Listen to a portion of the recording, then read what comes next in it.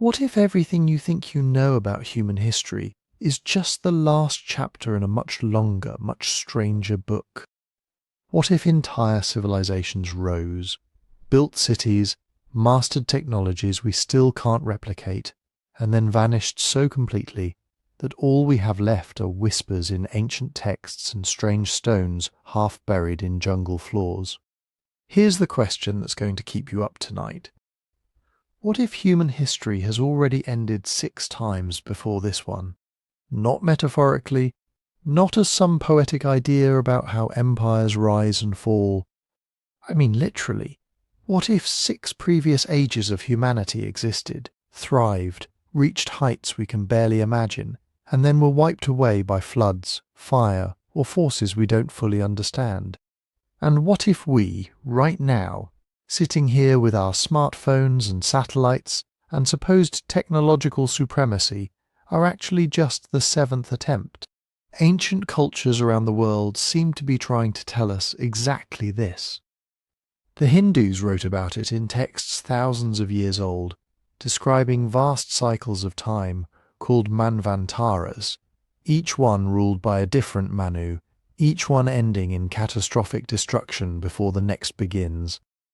The Greeks whispered about it through Plato, who described a magnificent island civilization called Atlantis that sank beneath the waves in a single terrible night. The Sumerians, the people who gave us writing itself, kept king lists, naming rulers who reigned for tens of thousands of years before a great flood swept through and reset everything. And it's not just one culture telling one story. Flood myths appear on every continent in cultures that supposedly never had contact with each other. Coincidence, maybe, or maybe it's a memory so old and so traumatic that it got baked into our collective storytelling, passed down for thousands of generations, distorted by time, but never fully erased. Then there's the archaeology that doesn't quite fit. Structures like Gobekli Tepe in Turkey, built by people who supposedly hadn't even invented agriculture yet, but somehow managed to carve and raise massive stone pillars with precision that shouldn't have been possible. Underwater formations off the coast of Japan and the Bahamas that look eerily like ruins. Ancient maps showing coastlines that shouldn't have been known until centuries later. Every one of these anomalies is a thread, and when you start pulling on them, they all seem to lead back to the same unsettling possibility. Something came before us, something advanced, and something erased it. Over the next while, we're going to pull on every single one of these threads together. We'll dive into Hindu cosmology and the strange mathematics of cosmic time cycles. We'll explore Theosophy's controversial claims about Lemuria and Atlantis. We'll examine Plato's account of Atlantis line by line, asking whether it was myth, memory, or warning. We'll look at the Sumerian King List and its impossibly long-reigning antediluvian kings. We'll investigate the younger Dryas impact hypothesis, a real scientific theory suggesting a comet strike could have triggered global catastrophe right around the time these myths claim civilization collapsed. And we'll walk through underwater ruins, out-of-place artifacts, and ancient astronomical knowledge that shouldn't have existed yet. By the end, you'll be asking the same question I am. Are we really the 7th civilization in an endless repeating cycle? And if we are, what happened to the other 6? And more importantly, what's coming for us? Before we go further, tell me where in the world you're listening from, and what time it is right there. I love seeing these comments roll in. Tokyo at midnight, London at lunch, someone in Brazil about to fall asleep. It genuinely makes my day to picture all of you scattered across the planet, listening to the same mystery together. And if this kind of deep dive keeps you hooked, the best way to support what we do here is by following the show on Spotify. The link is right there in the description. It takes 2 seconds and it means everything. Now let's go back, way back. Before written history, before agriculture, before anything we call civilization even began. Here's something that should bother you more than it probably does. Almost every ancient culture on Earth believed time was a circle, not a line. We don't think that way anymore. Modern people live inside a story with a clear beginning, a middle we're currently standing in, and a future stretching out ahead of us like a highway with no end in sight. History happened once. It's still happening. It'll keep happening until, presumably, it just doesn't anymore. That's linear time. It feels obvious to us because it's the only framework we've ever known. But for most of human history, in most places on this planet, that's not how people understood time at all. They believed time was a wheel it turned. Ages rose, flourished, decayed, and collapsed, and then the whole thing started over again, sometimes with the same events playing out in eerily similar patterns, sometimes with humanity itself being rebuilt from scratch by a handful of survivors.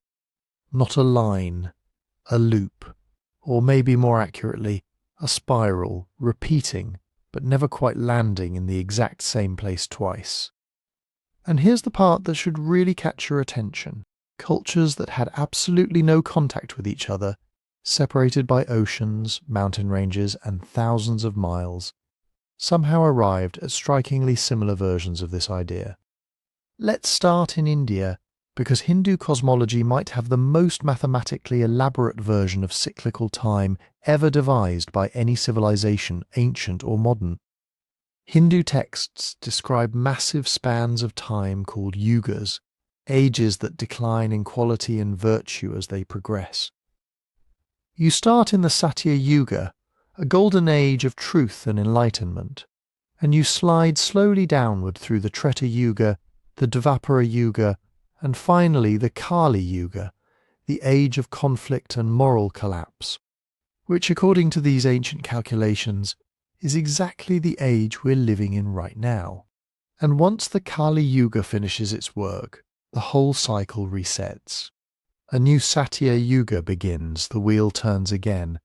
Now travel across the planet to Mesoamerica, to the Maya, a civilization separated from India by an entire ocean and thousands of years, and you find almost the identical structural idea, just expressed through a completely different mathematical system. The Maya tracked time through what's called the long count calendar, and their mythology describes multiple prior worlds, sometimes 4, sometimes 5, depending on which sacred text you're reading, each one created, each one populated with a different attempt at humanity, and each one destroyed by the gods when that attempt failed. Wooden people, mud people, versions of humanity that didn't work out, wiped clean so a better version could be attempted. Sound familiar? It should, because now let's swing over to ancient Greece. Hesiod, writing around the 8th century BCE, described 5 successive ages of man. A golden age of peace and abundance, a silver age that grew arrogant, a bronze age obsessed with war, a heroic age, and finally the Iron Age which Hesiod believed he himself was living through, an age of suffering, greed, and moral decline. Each age ends, each age is replaced. Sound like a pattern yet? And then there's Norse mythology, which might have the most violent version of them all. The Norse believed the current world was hurtling toward Ragnarok, a final catastrophic battle that would destroy gods, monsters and humans alike, plunging everything into fire and flood. But even Ragnarok wasn't really an ending. Norse mythology describes a new world rising from the wreckage afterward, green and renewed with a handful of surviving gods and humans starting everything over again. 4 completely different cultures, 4 completely different religious systems, developed independently across thousands of miles and thousands of years, and yet all 4 landed on the same basic architecture. Ages that rise, ages that fall, destruction followed by renewal, over and over again.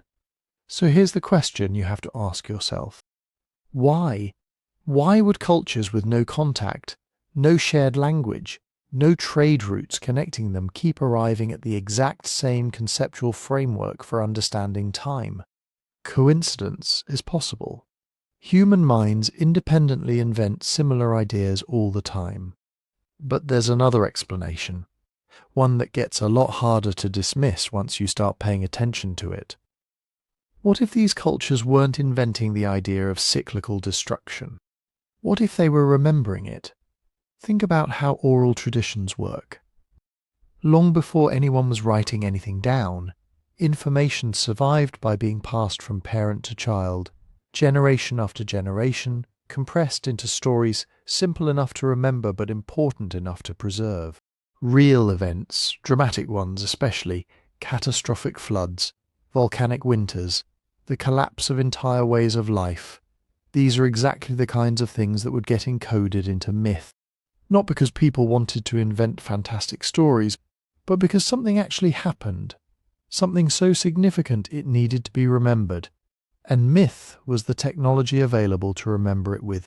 If something catastrophic really did happen to human civilization, or to multiple human civilizations, again and again across deep time, you'd expect exactly this pattern.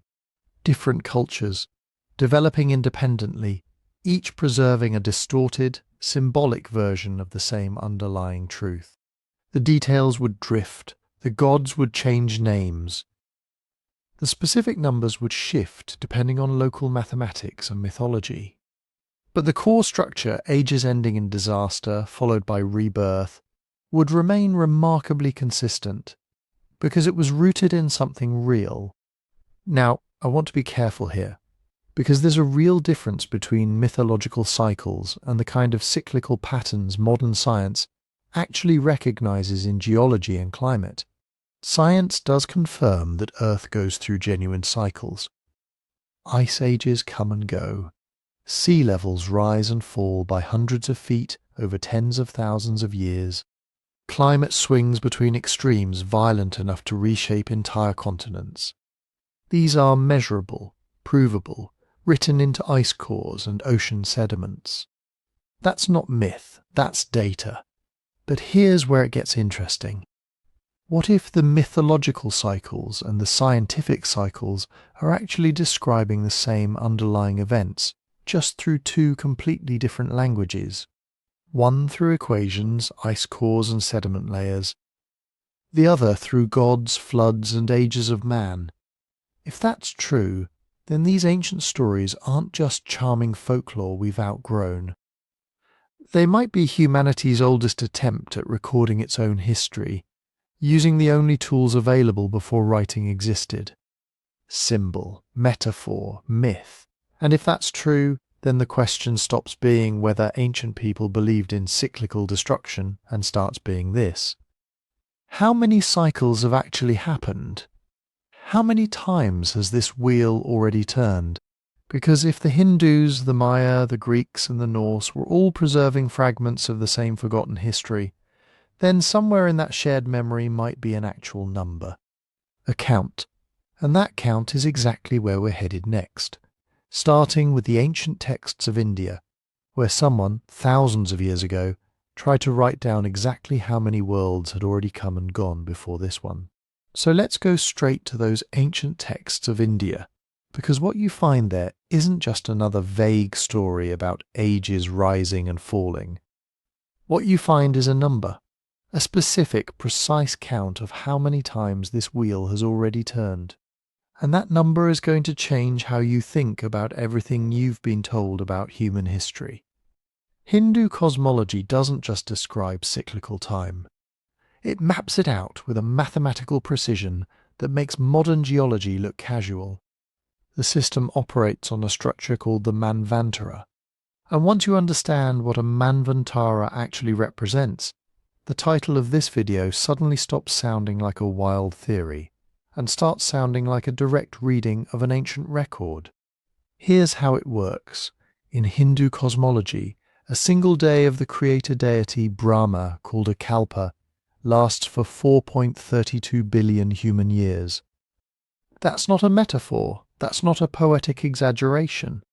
That is an actual numerical value written into texts that are thousands of years old and it happens to be strikingly close to the age of the Earth as calculated by modern science, which sits around 4.5 billion years. Coincidence, maybe, but let's keep going, because it gets stranger. Each Kalpa, each day of Brahma, is subdivided into 14 Manvantaras. The word itself translates roughly to the age of Manu.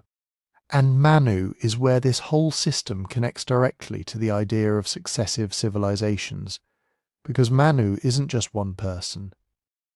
Manu is a title, a role, the progenitor, the first human, the lawgiver, the founder of a new humanity. Think of Manu as the prototype human for a specific age, the individual from whom all subsequent humans in that cycle descend, the one who carries forward the knowledge and the genetic template necessary to start a civilization over again from scratch. Are you starting to see why this matters? Because according to Hindu tradition, we are currently living in the 7th Manvantara, the 7th age of Manu, the 7th iteration of humanity.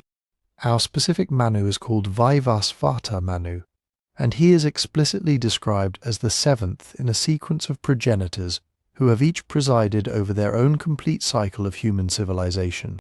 6 Manus have already come and gone. 6 complete human civilizations have risen, flourished, deteriorated, and been wiped away. And each time a new Manu appeared to seed the next one.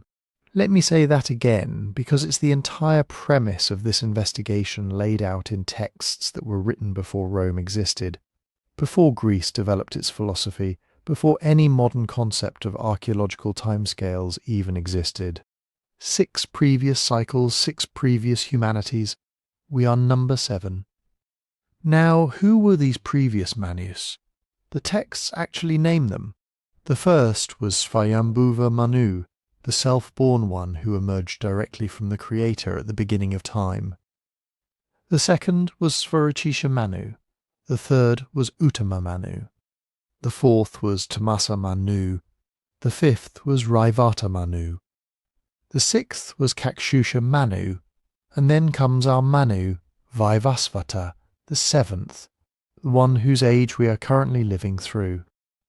But here's what makes this more than just a list of mythological names.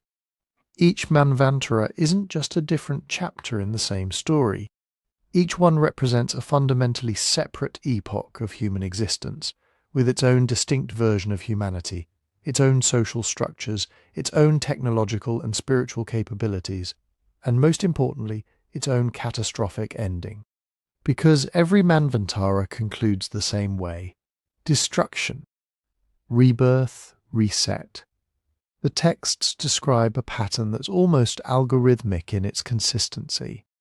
A new Manu appears, humanity begins, society develops, knowledge accumulates, power consolidates, and then gradually, but inevitably, moral decay sets in. Virtue erodes, the social order collapses, and finally a cataclysm arrives to sweep away what has become corrupted, making space for the next cycle to begin. Sometimes the destruction comes as a flood, sometimes as fire, sometimes through cosmic dissolution, but it always comes. No Manvantara escapes it. No civilization within this framework is permanent. And the timescales involved here are so vast they break your brain if you try to hold them in your head all at once. Each Manvantara lasts for roughly 306.7 million human years. That's not a few centuries, that's not a few millennia. That's a span of time so enormous that our entire recorded history, everything from the first scratched symbols on clay tablets to the internet age, amounts to roughly 5,000 years, which is basically a rounding error inside a single Manvantara, a rounding error inside an age that has already happened 6 times before. Now, I want to be careful here, because there's a legitimate debate about whether these numbers were meant to be taken literally, or whether they were symbolic frameworks for understanding something deeper about the nature of time and existence. Some scholars argue the vast timescales were mathematical conveniences, ways of expressing the idea that cosmic time operates on scales beyond human comprehension, rather than precise chronological measurements. And that's a fair interpretation, but here's what makes this system genuinely hard to dismiss entirely. It's not just the numbers, it's the structure. Because the Hindu cosmological framework doesn't just say time is cyclical in some vague philosophical sense. It says there have been specific, countable, sequential iterations of human civilization, each with its own founding progenitor, each ending in cataclysm, each followed by a rebirth. And it says we are the seventh in that sequence. That's not a general statement about the nature of reality. That's a specific claim about the history of our species. A claim that someone, somewhere in ancient India, thought was important enough to encode into their most sacred texts and preserve across thousands of years of transmission. Think about what that implies. If the Manvantara system is preserving even a distorted, mythologized memory of actual past cycles of human civilization, then somewhere in deep time, long before conventional history begins, long before archaeology currently recognizes any organized human society, there may have been complete iterations of humanity that rose to prominence and were destroyed. Not just small settlements that faded away, not just tribes that migrated and lost their identity. Entire civilizations with their own versions of law, technology, social organization, and accumulated knowledge, all wiped clean by catastrophes powerful enough to reset the human experiment and force it to begin again from a handful of survivors. And the Manus, those founding progenitors, might not be mythical figures at all. They might be the survivors, the ones who made it through whatever destroyed the previous cycle and carried forward just enough knowledge, just enough cultural memory, just enough biological viability to serve as the seed for the next attempt.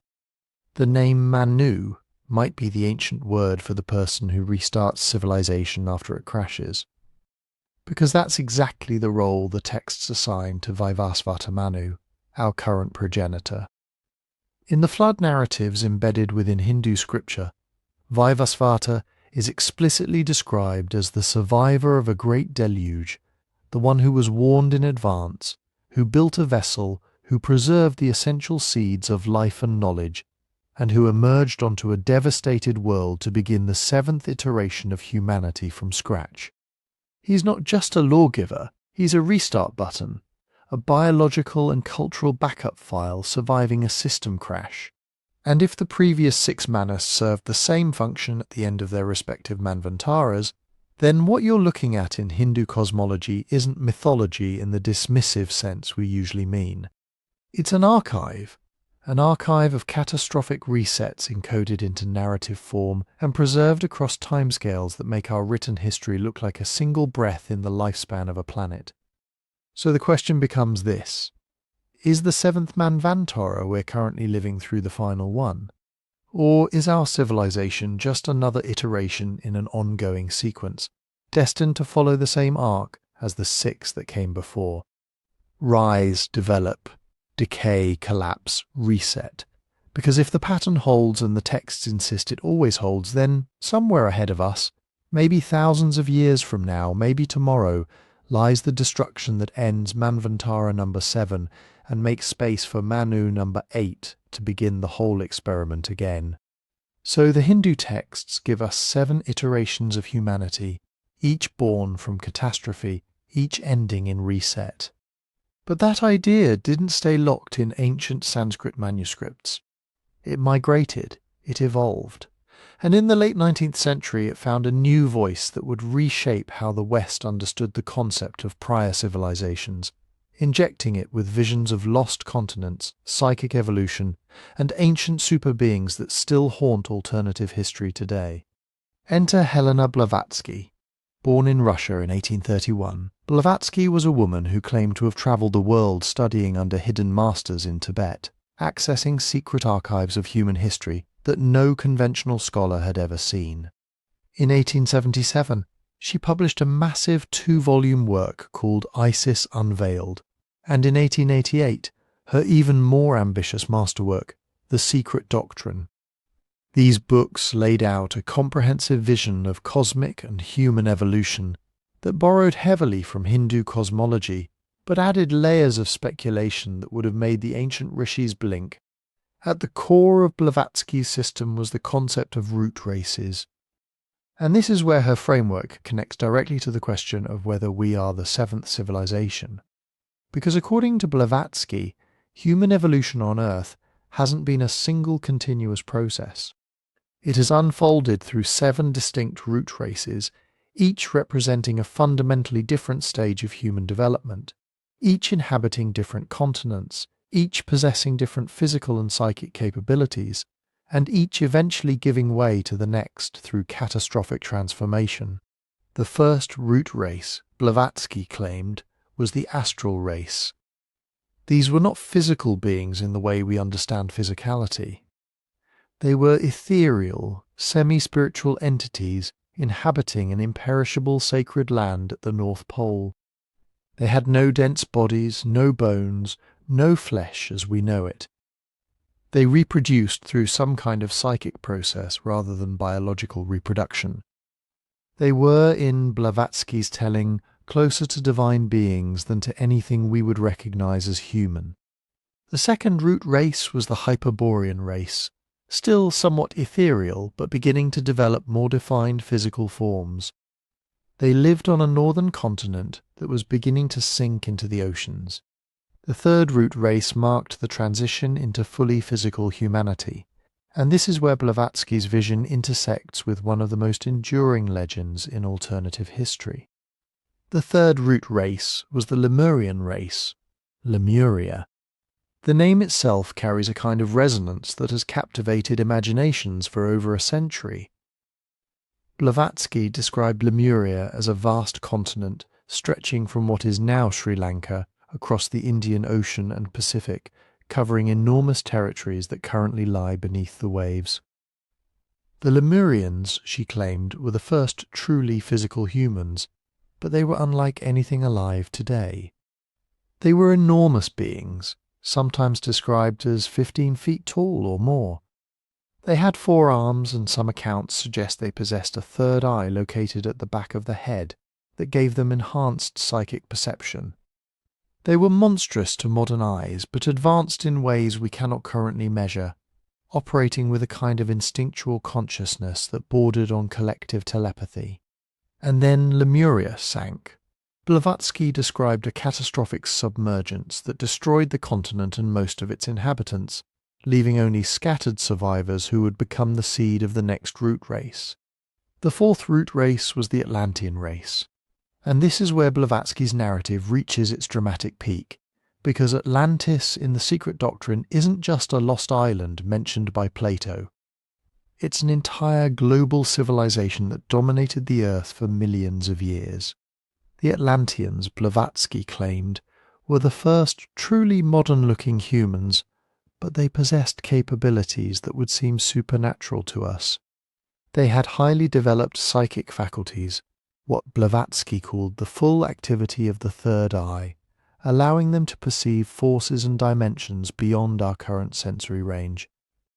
They built massive cities powered by technologies that didn't rely on steam or electricity, but on the direct manipulation of subtle forces, what later Theosophists would describe as vril energy.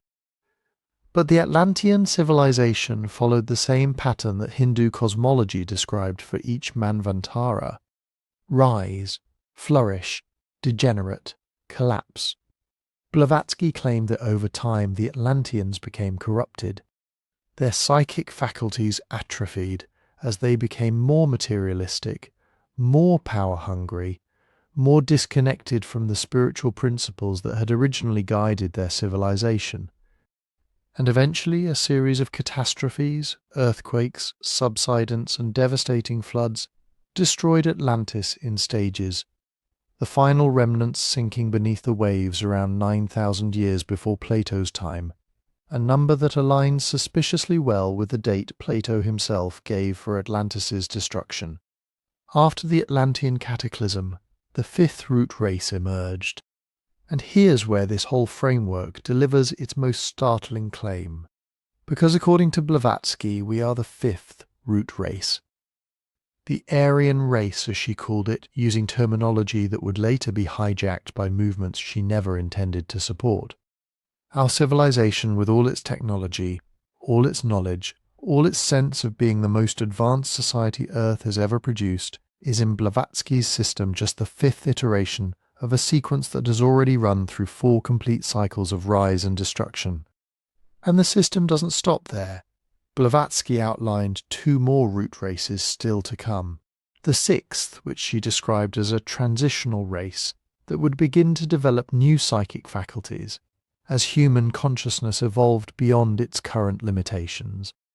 And the 7th, the final root race, which would represent the complete fulfillment of Earth's evolutionary purpose before the planet itself enters a new cosmic cycle. So count them. 7 root races. 4 completed before ours. We are number 5, with 2 still ahead.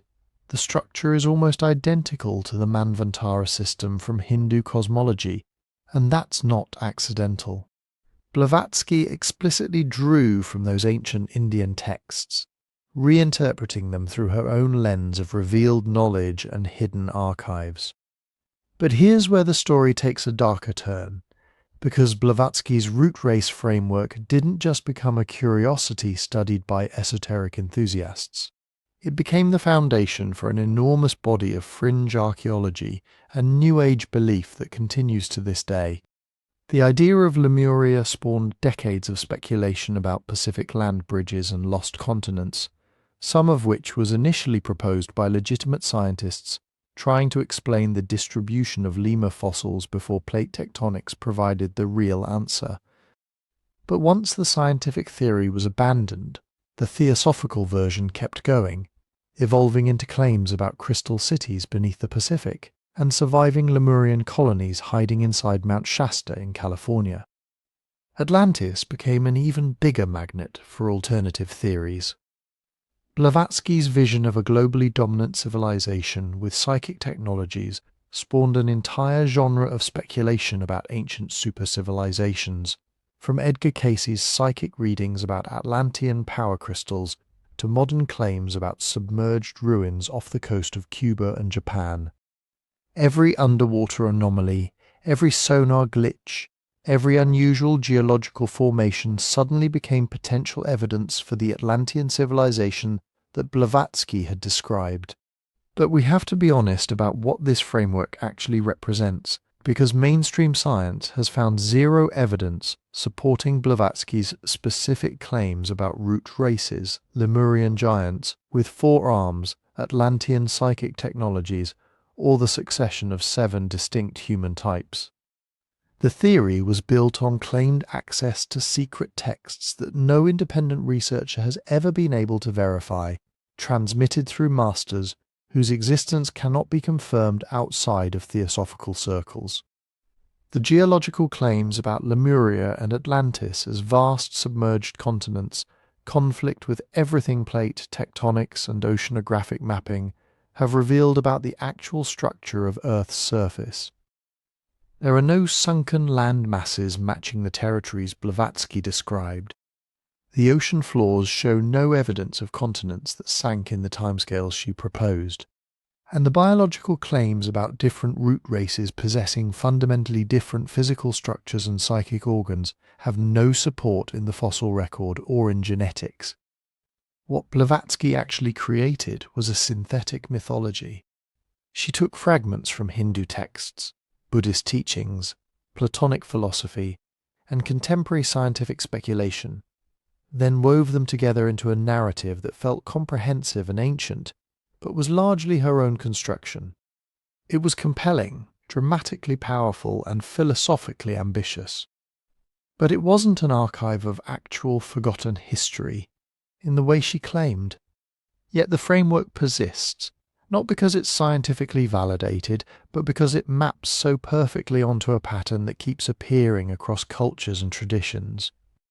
The pattern of successive civilizations, iterations of humanity rising, developing, degenerating, and being destroyed.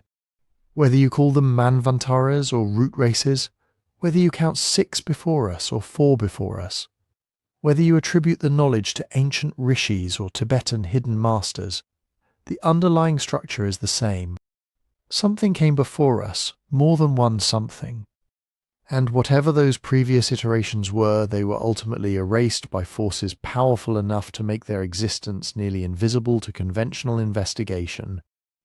So maybe Blavatsky's details are wrong. Maybe there were no four-armed Lemurian giants and no Atlantean crystal power plants.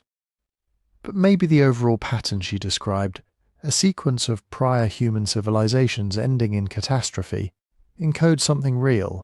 Something that Hindu cosmology also encoded. Something that we're going to encounter again and again as we dig deeper into ancient records from other cultures. The details might be mythologized, distorted, exaggerated beyond recognition.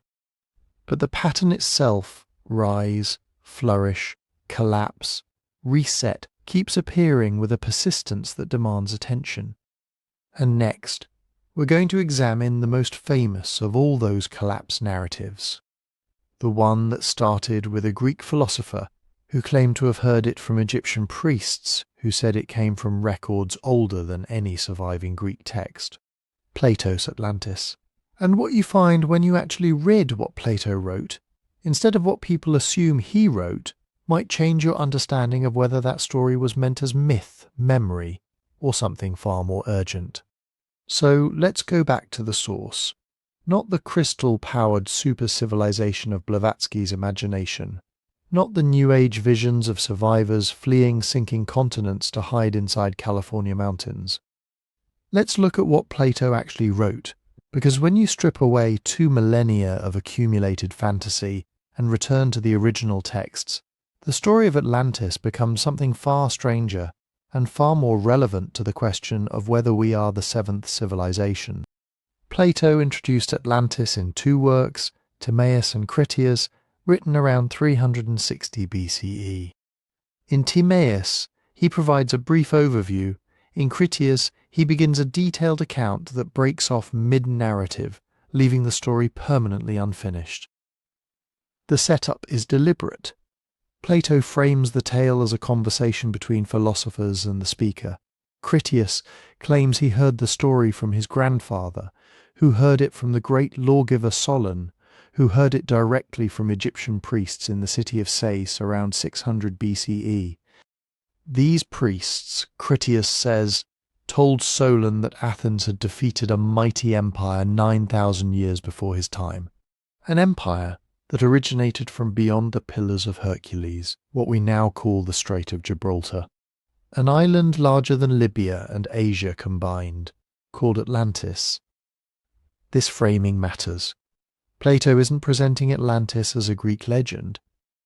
He's claiming it originated from Egyptian archives, records of events stretching back 11,000 years before Plato's own era. The priests explicitly tell Solon that the Greeks are young, possessing no ancient memory, while Egypt preserves records stretching back thousands of cycles. Atlantis, in this framework, is not a story Plato invented. It is a transmission he claims to have received from the oldest civilization in the Mediterranean world. Now, what does Plato actually describe about this place? In Critias, the details are extensive and surprisingly specific, but they describe nothing like the psychic superpower utopia later traditions imagined. Atlantis was a maritime empire. The island had a central plain surrounded by mountains, with a capital city built around concentric rings of land and water, connected by canals and bridges. The rulers lived in a palace on the central island, surrounded by temples, docks, and shipyards. The kingdom was rich in resources, possessing abundant timber, every kind of domestic and wild animal, precious metals, and particularly something Plato calls orichalcum, a metal second only in value to gold, which sparkled with a fiery red light. The Atlanteans were engineers and builders. They constructed massive walls coated in metals, elaborate canal systems for irrigation and transport, and a huge harbour that could accommodate thousands of vessels. They traded across the Mediterranean, extracting tribute from territories extending all the way to Egypt and Tyrrhenia in Italy. But here's where the narrative pivots, and this pivot is what makes the story something more than a simple adventure tale about a lost kingdom.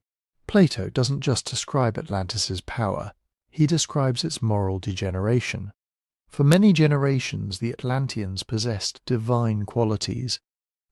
They were virtuous, wise, disdainful of wealth, valuing spiritual goodness above material possession. They lived simply despite their enormous resources. But over time, their divine portion faded. They became absorbed in material luxury.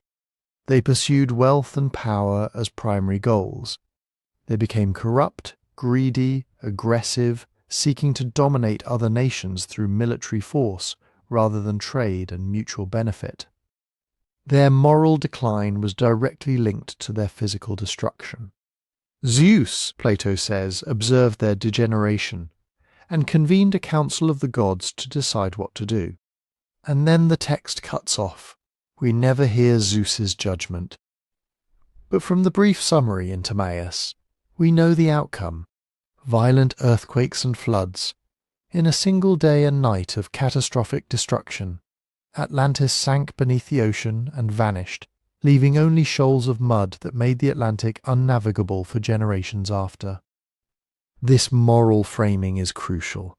Atlantis isn't destroyed because it exists. It's destroyed because it becomes corrupt. The story isn't about the inevitability of natural disaster. It's about the consequences of moral failure. An advanced society possesses the capacity for both greatness and terrible abuse. When it chooses the latter, catastrophe follows. This is Plato writing a warning disguised as history, or possibly writing history that functions as a warning. The question of whether Plato intended Atlantis as pure allegory or as a transmission of genuine ancient memory has been debated for centuries. And the debate matters for our investigation because it determines whether this account belongs in the category of philosophical fiction or in the category of evidence for prior civilizations. The allegory camp points to Plato's known habit of using invented societies to illustrate philosophical arguments. His Republic describes an ideal city that never existed. Atlantis, they argue, is simply the inverse, a demonstration of how a once virtuous society self-destructs through moral corruption. The numbers are suspiciously neat. 9,000 years before Solon aligns suspiciously with Egyptian chronological claims that Plato might have encountered. The size of Atlantis, larger than Libya and Asia combined, would make it a continent, yet Plato describes features that sound like a small island city-state. The destruction happening in a single day and night seems designed for dramatic impact rather than geological accuracy. But the memory camp raises valid counterpoints. Plato explicitly distinguishes Atlantis from his other fictional societies.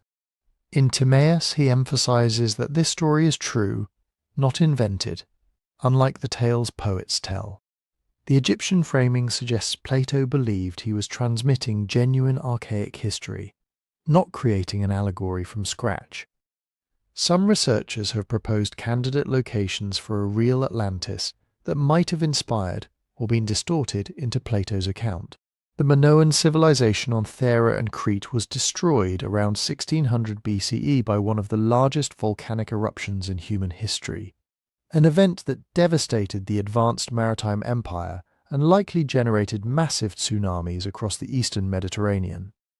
The timing is wrong, roughly 6,000 years later than Plato claimed, but the pattern of a sophisticated island civilization destroyed by sudden cataclysm fits remarkably well. Other candidates include Tartessos in Spain, a wealthy mining kingdom mentioned by Greek and Roman sources that vanished without explanation.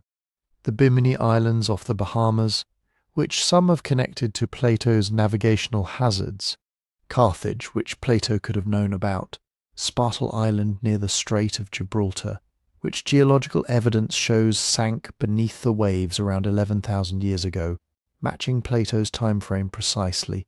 though it was tiny compared to the Atlantis he described. Mainstream archaeology has reached no consensus supporting Atlantis as a real place. No submerged continent has been found in the Atlantic. No evidence of a civilization predating known ancient societies by 9,000 years has emerged from the Mediterranean or beyond. Plato's account remains, in the scholarly consensus, a philosophical construction, however richly detailed.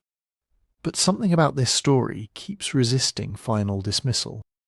Not because of Blavatsky's embellishments or Case's psychic readings, but because of the pattern it encodes. An advanced society rises. It develops extraordinary capabilities, engineers structures on a massive scale, dominates a vast territory through trade and military power.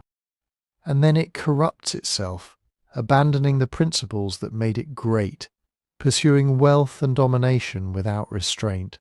And then it is destroyed, not gradually, not through slow decline, but suddenly, catastrophically, in what sounds almost like a corrective event, a reset imposed from outside the system. This pattern advanced civilization destroyed by its own moral failure, followed by catastrophic erasure, is exactly the pattern we encountered in Hindu cosmology. Exactly the pattern Blavatsky encoded, however inaccurately, in her root race framework. And it's a pattern we're going to encounter again as we examine records from ancient Sumeria, where kings ruled for tens of thousands of years before a flood wiped everything clean, and in flood myths from cultures worldwide that describe precisely the same sequence of rise, corruption, and catastrophic destruction. Plato may have invented the specific details, but if he did, he invented a story that mirrors a structural pattern found across multiple independent traditions. And that raises a question that won't go away. Why does this pattern keep appearing? Why do cultures separated by thousands of miles and thousands of years keep telling stories about advanced societies that destroyed themselves through moral failure and were then erased by catastrophe? And that brings us to one of the most baffling documents ever unearthed from the ancient world. A clay prism, roughly 4,000 years old, discovered in the early 20th century and now sitting in the Ashmolean Museum in Oxford. It's called the Sumerian King List, and it records the rulers of ancient Mesopotamia across vast stretches of time. But what makes this artifact truly staggering isn't the fact that it exists. It's the numbers it contains. The King List doesn't just record historical dynasties we can verify. It divides history into two distinct phases: the period before a great flood and the period after. The post-flood sections list kings with reigns that look plausible to modern sensibilities. Rulers governing for 6 years, or 22, or maybe a few decades. Normal human lifespans. But then you read the Antediluvian section. The section describing the rulers who held power before the flood, wiped the world clean. And the numbers become completely impossibly absurd. According to the King List, 8 kings ruled over 5 different cities before the flood came. Alablim ruled for 28,800 years. Alagar for 36,000 years. Enmenluana for 43,200 years. And it keeps climbing. Emmengalana ruled for 28,800 years. Dumuzid, the shepherd, for 36,000 years. Enspaziana for 28,800 years. Enmendarana for 21,000 years. Ubaratutu for 18,600 years. Add them all up. Those 8 antediluvian kings reigned for a combined total of 241,200 years. Nearly 250,000 years. And then, the text states, simply and chillingly, the flood swept over the land. What are we looking at here? Mainstream scholarship has reached a consensus that these numbers are symbolic, mythological, or the result of scribal errors. Some researchers argue that ancient Sumerian scribes inflated the numbers to project legitimacy backwards into a mythic past, giving current dynasties an unbroken lineage stretching to the dawn of creation. Others suggest the numbers might reflect a different counting system, perhaps units that meant something different to Sumerian chroniclers than they do to us, where a unit translated as a year actually represented a shorter cycle. And there's a simpler explanation too. Ancient cultures routinely attributed exaggerated lifespans to legendary figures. It's a way of encoding importance. The longer a mythic ancestor lived, the more weight their authority carried in the cultural memory. But even if we accept these interpretations, something crucial remains unexplained. The before the flood framing the Sumerian King List isn't just listing long-lived kings. It's explicitly organizing human history around a catastrophic boundary. A world before the deluge, populated by rulers of incomprehensible antiquity.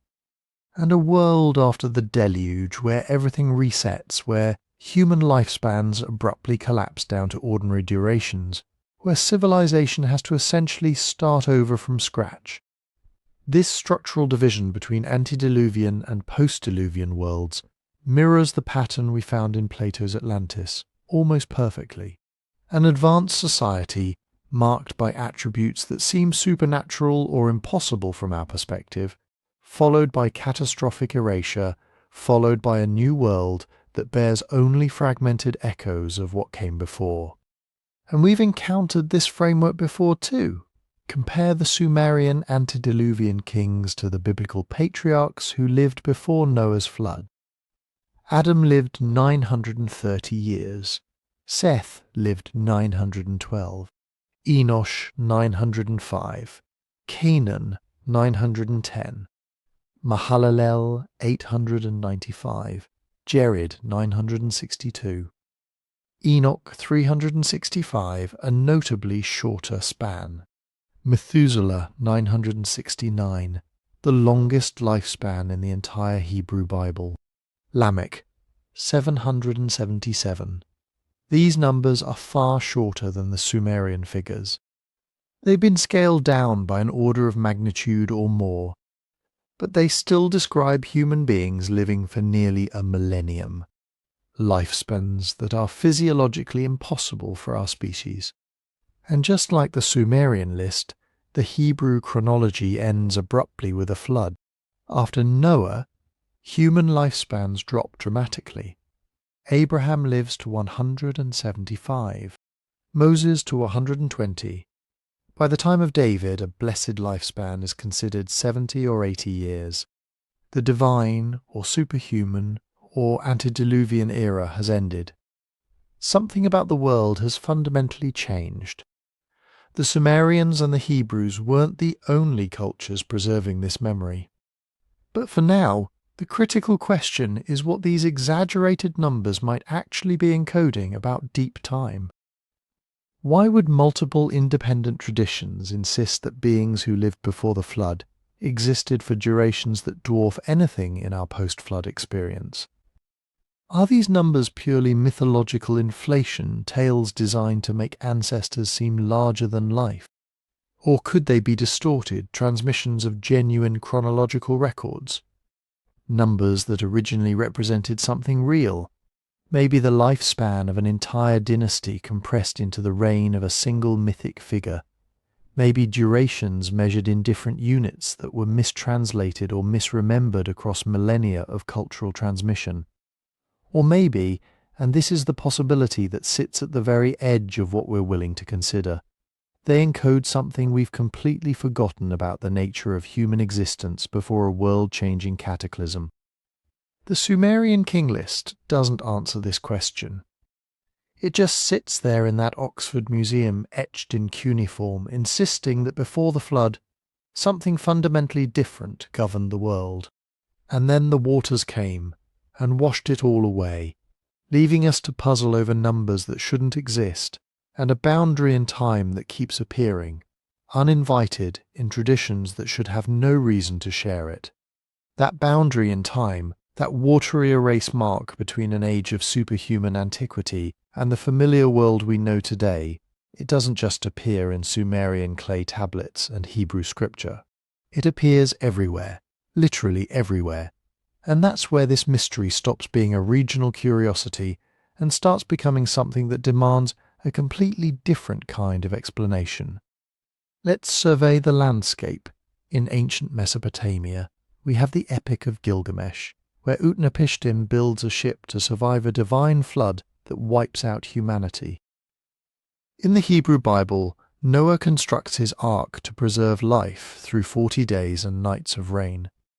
In Greek mythology, Deucalion and his wife Pyrrha survive a deluge sent by Zeus to destroy a corrupt Bronze Age humanity, repopulating the earth by casting stones that transform into people. In India, the Satapatha Brahmana tells of Manu, who is warned by a tiny fish that grows to enormous size to build a ship before a massive flood consumes all living creatures. The fish then guides Manu's vessel to safety.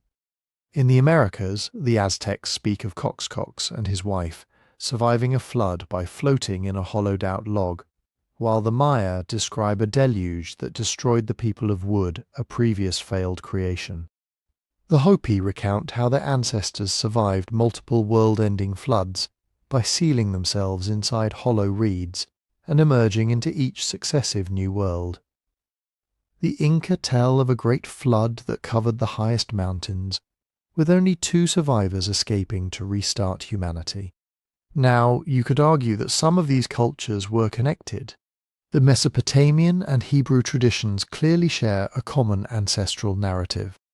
Greek mythology borrowed heavily from Old and Near Eastern sources. India's Vedic traditions exchanged ideas with the broader Indo-European cultural sphere. You can trace lines of transmission between them, but the Americas, the Hopi, the Maya, the Aztec, the Inca, these cultures developed on continents that had been separated from the Old World for over 10,000 years. There was no cross-cultural storytelling network connecting the deserts of Arizona to the mountains of Peru to the river valleys of Mesopotamia. And yet, they all independently arrived at the same foundational story. A flood destroys the world. A small number of survivors escape, usually through some kind of vessel or enclosed refuge. Humanity or civilization is then reborn from this remnant. And the similarities go deeper than just the basic premise. Across these unconnected traditions, the structural elements echo each other with striking precision. The flood is almost never just a random weather event. It's sent as a judgment, a punishment for moral corruption or cosmic imbalance. The survivors are specifically chosen, often because they demonstrated virtue, piety, or received direct divine warning. The event marks a hard reset. The world before the flood is explicitly characterized as a different age, a different era of existence, with different rules, different capabilities, sometimes even different kinds of beings. After the waters recede, everything starts over. New laws, new lifespans, new relationships between humanity and the divine. It's not just a disaster story, it's a cosmological transition story, a narrative about one world ending and another beginning. So what's actually being preserved here? The theory that demands serious consideration is that these myths aren't pure inventions. They're cultural fossils, distorted, mythologized, elaborated across thousands of generations of oral transmission, but rooted in genuine human experience. The experience of surviving or witnessing or inheriting memories of catastrophic ancient floods that fundamentally reshaped the world our ancestors knew. The scientific explanations offer several possibilities. Regional megafloods are well documented in the geological record. The sudden collapse of glacial dams at the end of the last ice age sent unimaginable volumes of water cascading across entire landscapes. Lake Missoula in North America experienced dozens of catastrophic outburst floods, each one releasing water volumes equivalent to 10 times the combined flow of all the world's present rivers. These events would have been apocalyptic for any humans living in the affected regions. walls of water hundreds of feet high, scouring valleys clean of all life, leaving nothing but barren rock and tangled debris. Survivors of such events would carry trauma that would embed itself permanently into their cultural memory, transforming over generations from first-hand accounts into mythological narratives. But there's a critical distinction to make here.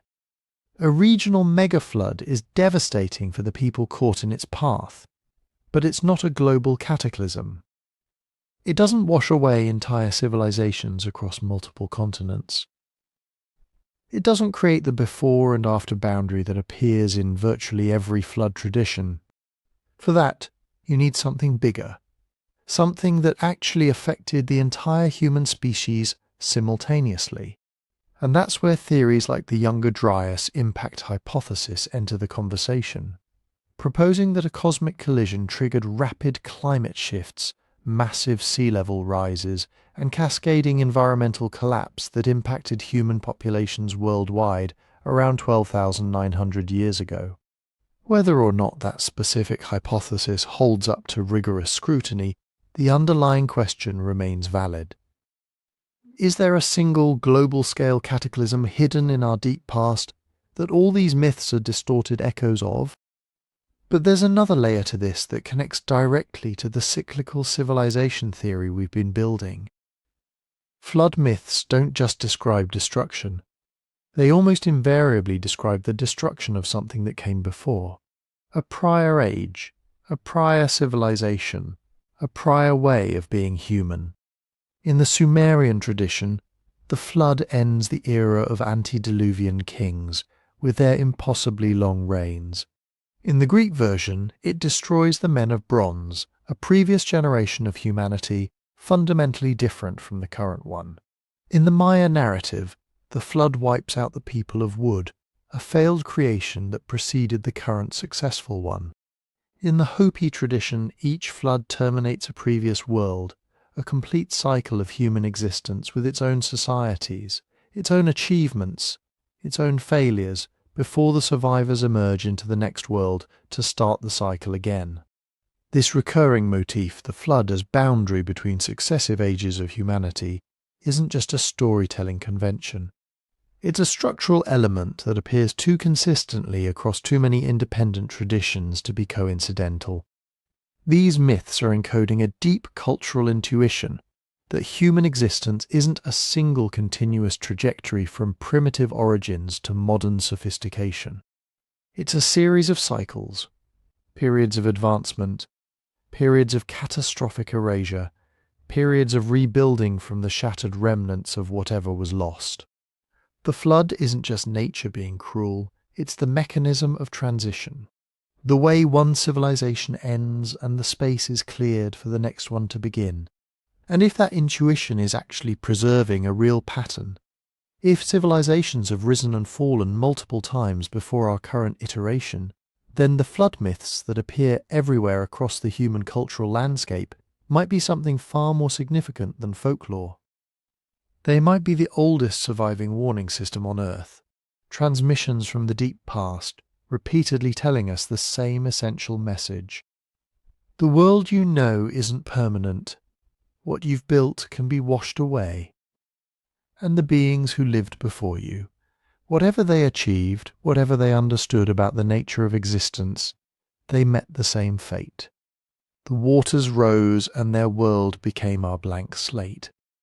So let's look at that specific hypothesis, the one that tries to provide a single global-scale explanation for all those flood myths, all those memories of a world-ending cataclysm, the Younger Dryas impact hypothesis. And to understand it, you have to understand just how strange the Younger Dryas period itself was. Picture this. Around 12,900 years ago, the Earth was finally warming up. The last ice age was ending. Glaciers were retreating, sea levels were rising, and the planet was trending toward the stable temperate climate that would eventually allow agriculture and permanent settlements to flourish. Our ancestors were spreading out, adapting to these improving conditions, probably feeling pretty optimistic about the whole situation. and then, out of nowhere, the planet just threw the brakes on. Hard. Within a span of maybe just a few decades, global temperatures plummeted by as much as 10 degrees Celsius. The glaciers started advancing again. Droughts spread across vast regions. The warming trend that had been steadily progressing for thousands of years just reversed itself, violently and inexplicably. This abrupt return to near-glacial conditions lasted for about 1200 years, a brutal cold snap called the Younger Dryas. And then, just as suddenly as it started, it ended. Temperatures shot back up, sometimes rising 7 degrees in less than a decade. The climate whiplash was staggering. What could cause something that extreme, that fast? This is where the impact hypothesis enters the picture. In 2007, a team of researchers proposed an answer that sounded almost like science fiction. They suggested that a massive comet, or possibly a fragmented asteroid, struck the Earth at the very beginning of the Younger Dryas period. Not a single localized impact like the one that wiped out the dinosaurs. Instead, they proposed something far more terrifying. A swarm of debris. Imagine a massive comet breaking apart as it approaches Earth, fragmenting into dozens or hundreds of pieces, and then those pieces detonating across a vast swath of the planet in a series of simultaneous or near-simultaneous impacts and airbursts. Not one crater, but multiple explosions scattered across the northern hemisphere, over North America, over Europe, possibly over parts of Asia. These airbursts wouldn't necessarily leave traditional impact craters. Instead, they would release enormous amounts of heat and energy into the atmosphere, igniting massive wildfires across entire continents, injecting vast quantities of dust, soot, and debris into the stratosphere, and triggering instant climate chaos. The smoke and particulates would block sunlight, causing rapid global cooling. The destruction of vegetation would further disrupt carbon cycles, and the melting or vaporization of ice sheets would inject massive volumes of fresh water into the oceans, potentially shutting down the thermohaline circulation that carries warm water northward and keeps Europe's climate relatively mild. Shut down that conveyor belt, and you get exactly the kind of sudden deep freeze the Younger Dryas represents. Now, the proponents of this hypothesis point to some genuinely intriguing evidence. Across dozens of sites spanning several continents, researchers have identified what they call a Younger Dryas boundary layer, a distinct geological marker dating to exactly 12,900 years ago. This layer contains anomalies that are extremely difficult to explain through normal Earth processes. There are platinum spikes, massive concentrations of platinum, along with other exotic elements like iridium and osmium, that appear at this boundary layer but are largely absent from the surrounding sediments. These elements are rare in Earth's crust, but common in meteorites and comets. Below this boundary layer, there are widespread black mats, dark, carbon-rich sediment layers that seem to mark the simultaneous death and burial of vast quantities of plant and animal life. It looks like a horizon of destruction, a line separating a thriving ecosystem from an abruptly devastated one. Above the black mats, the fossil record shows a dramatic disappearance of many large animal species across North America. Mammoths, mastodons, giant ground sloths, saber-toothed cats, short-faced bears. These megafauna had survived previous climate fluctuations for millions of years, but something about the Younger Dryas boundary finally pushed them over the edge into permanent extinction. Then there's the glassy material.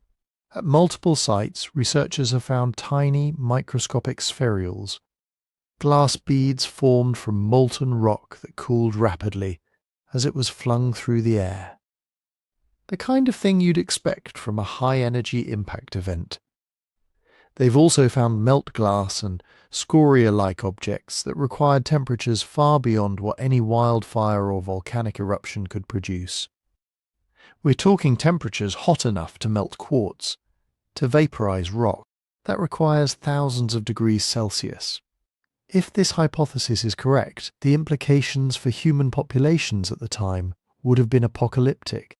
These weren't just scattered bands of hunter-gatherers struggling to survive. Archaeological evidence increasingly suggests that by 12,900 years ago, many human societies were surprisingly sophisticated, with complex social structures, extensive trade networks, and advanced technological traditions. A cascade of cosmic airbursts, continent-scale wildfires, and sudden climate collapse would have hit these populations like a global reset button. Settlements destroyed, food sources wiped out, trade routes severed, accumulated knowledge lost as surviving fragments of humanity were forced back to the most basic subsistence strategies. A hard boundary in human history. The world before the impact, whatever it looked like, whatever it had achieved, would have been practically erased. And the survivors would have been left to rebuild from the ashes, carrying nothing but fragmented memories that would eventually mutate into myths about a great flood, a divine judgment, a world that was washed clean, so a new one could begin. But here's where we have to be honest about the state of the science. This hypothesis remains highly controversial. Mainstream researchers have raised serious, substantive objections. Some argue that the platinum spikes and other anomalies can be explained by more mundane processes, like volcanic activity or normal geochemical fluctuations. Others point out that some claimed impact sites lack the definitive evidence you'd expect from cosmic collisions. The absence of a clear, massive impact crater comparable to the Chicxulub crater that killed the dinosaurs is a significant hurdle. While the airburst theory circumvents this, many geologists remain skeptical that multiple simultaneous airbursts could produce the coordinated global evidence layer the hypothesis requires. There are also questions about timing and causation. Some researchers argue that the climate shifts at the onset of the Younger Dryas can be explained by natural ocean circulation, changes triggered by glacial meltwater, without requiring any cosmic intervention at all. The debate is ongoing, and it's fierce. New evidence gets published regularly, both supporting and challenging the hypothesis. What we can say with certainty is that something dramatic happened 12,900 years ago. The climate record is unambiguous on that point. The Younger Dryas was real. The megafauna extinction was real. The black mats and the boundary layer exist. The question isn't whether something hit the reset button on human civilization. The question is exactly what pressed it.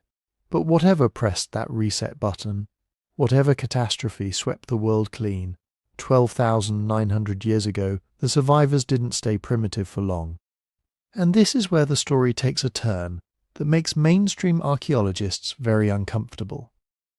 Because right after the Younger Dryas ended, right as the planet was struggling back towards stability, someone built something that shouldn't exist.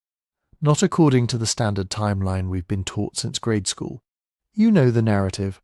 Agriculture comes first. Humans figure out how to plant seeds, how to domesticate animals, how to settle down in one place instead of constantly chasing game across the landscape. Once they have reliable food surpluses, populations grow, villages form, then towns, then cities. Then eventually, with all that surplus food and stabilized social structure, they have the time and resources to build temples, create art, develop complex religion. Civilization is supposed to be the end product of agriculture. The reward for figuring out how to make the earth produce food on demand. That's the story. That's how it's supposed to work.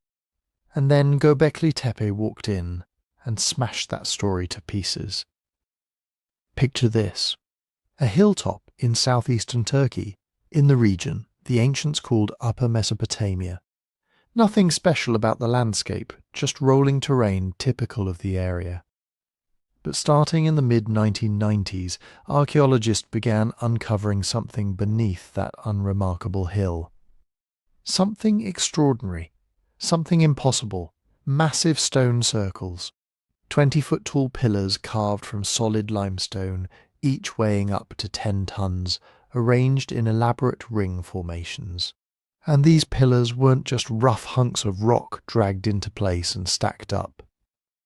They were meticulously carved, intricate reliefs of animals sculpted into their surfaces. Lions, boars, foxes, scorpions, snakes, vultures, creatures that seem to form some kind of symbolic vocabulary, some visual language we can no longer read. Some pillars bear abstract symbols, strange markings that might represent early writing, or might be purely symbolic. We don't know. And then there are the humanoid figures. Pillars shaped like stylized people, with arms, hands, belts, loincloths carved in profile. They stand there, these stone giants, watching over the circles they define, silent guardians of whatever rituals took place in their shadows. The craftsmanship is astonishing. These weren't crude efforts by people just figuring out how to work stone. They were the products of skilled artisans, people who understood proportion, composition, how to translate living forms into geometric stone surfaces. People who had artistic traditions, techniques passed down and refined over generations. And the scale of the construction required organization. Massive coordination. You don't quarry 10-ton limestone pillars, transport them across the landscape, carve them with delicate reliefs, and then erect them in precise circular formations without serious planning, serious labour, and serious social structure. You need hundreds of workers. You need to feed those workers. You need someone with the authority to direct them and the vision to design what they're building. And here's the kicker. Gobekli Tepe dates to roughly 11,600 years ago, right at the end of the Younger Dryas, right when the world was just emerging from that brutal cold snap, and that date puts it firmly in the pre-agricultural period. The people who built Gobekli Tepe were hunter-gatherers. They didn't farm. They didn't have domesticated animals.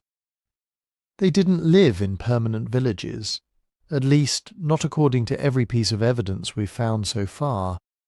The settlement patterns around Gobekli Tepe show temporary encampments, seasonal occupations, not the permanent infrastructure of an agricultural society. So how did they do it?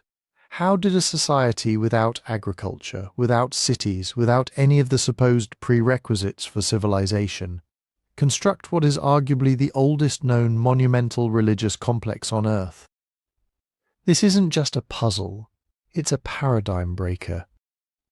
Gobekli Tepe suggests that the standard timeline might be completely backwards. Not agriculture leading to civilization, but religion leading to agriculture. Maybe it was the need to feed large gatherings of people at a central ritual site that drove the innovation of cultivation. Maybe the desire to maintain a permanent sacred space motivated people to settle down and figure out how to produce reliable food surpluses. Maybe civilization didn't emerge from practical necessity. Maybe it emerged from something far more powerful, the human need to connect with forces larger than ourselves. But there's another mystery at Gobekli Tepe that might be even more significant. At some point, whoever built this place deliberately buried it. They didn't just abandon it. They didn't let it fall into ruin naturally. They intentionally, methodically, carefully covered the entire complex with tons of soil and debris. They filled in the stone circles. They concealed the pillars. They erased their own monumental achievement from the landscape, deliberately hiding it from future generations. Why? What would motivate people to bury something they had invested such enormous effort in creating? Were they protecting it from something? Hiding it from enemies? Fulfilling a ritual obligation? Or were they trying to preserve knowledge for a distant future? Burying it like a time capsule, trusting that someday someone would dig it up and understand what it meant.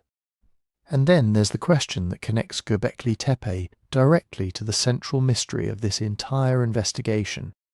The sophistication of the carvings, the complexity of the architecture, the obvious tradition of skilled stonework that must have existed long before Gobekli Tepe was built, all of this implies a deeper background, a longer history.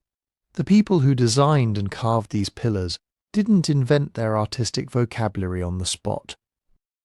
They were working within an established tradition. But where did that tradition come from? Where are the earlier sites, the simpler prototypes that should exist if Gobekli Tepe represents the culmination of a gradual development? We haven't found them yet, and that absence raises a provocative possibility. What if the knowledge and skills displayed at Gobekli Tepe weren't developed from scratch by hunter-gatherers? What if they were inherited? What if someone, some earlier culture we haven't identified, passed down the techniques, the symbolic systems, the organizational knowledge that made Gobekli Tepe possible? What if Gobekli Tepe isn't the beginning of something, but the continuation, an echo of a predecessor civilization that survived the younger Dryas catastrophe, or perhaps didn't survive it, but managed to transmit fragments of its achievements to the post-disaster world before disappearing entirely? The deliberate burial of the site only intensifies this speculation. It looks like an attempt to safeguard something precious, something that had already been lost once and might be lost again. A final act of preservation by people who understood that their world was fragile and their knowledge might not endure. And if Gobekli Tepe suggests that sophisticated culture might have emerged earlier than we thought, there's another anomaly that pushes the timeline even further back, way further back, into territory that makes even Gobekli Tepe look recent.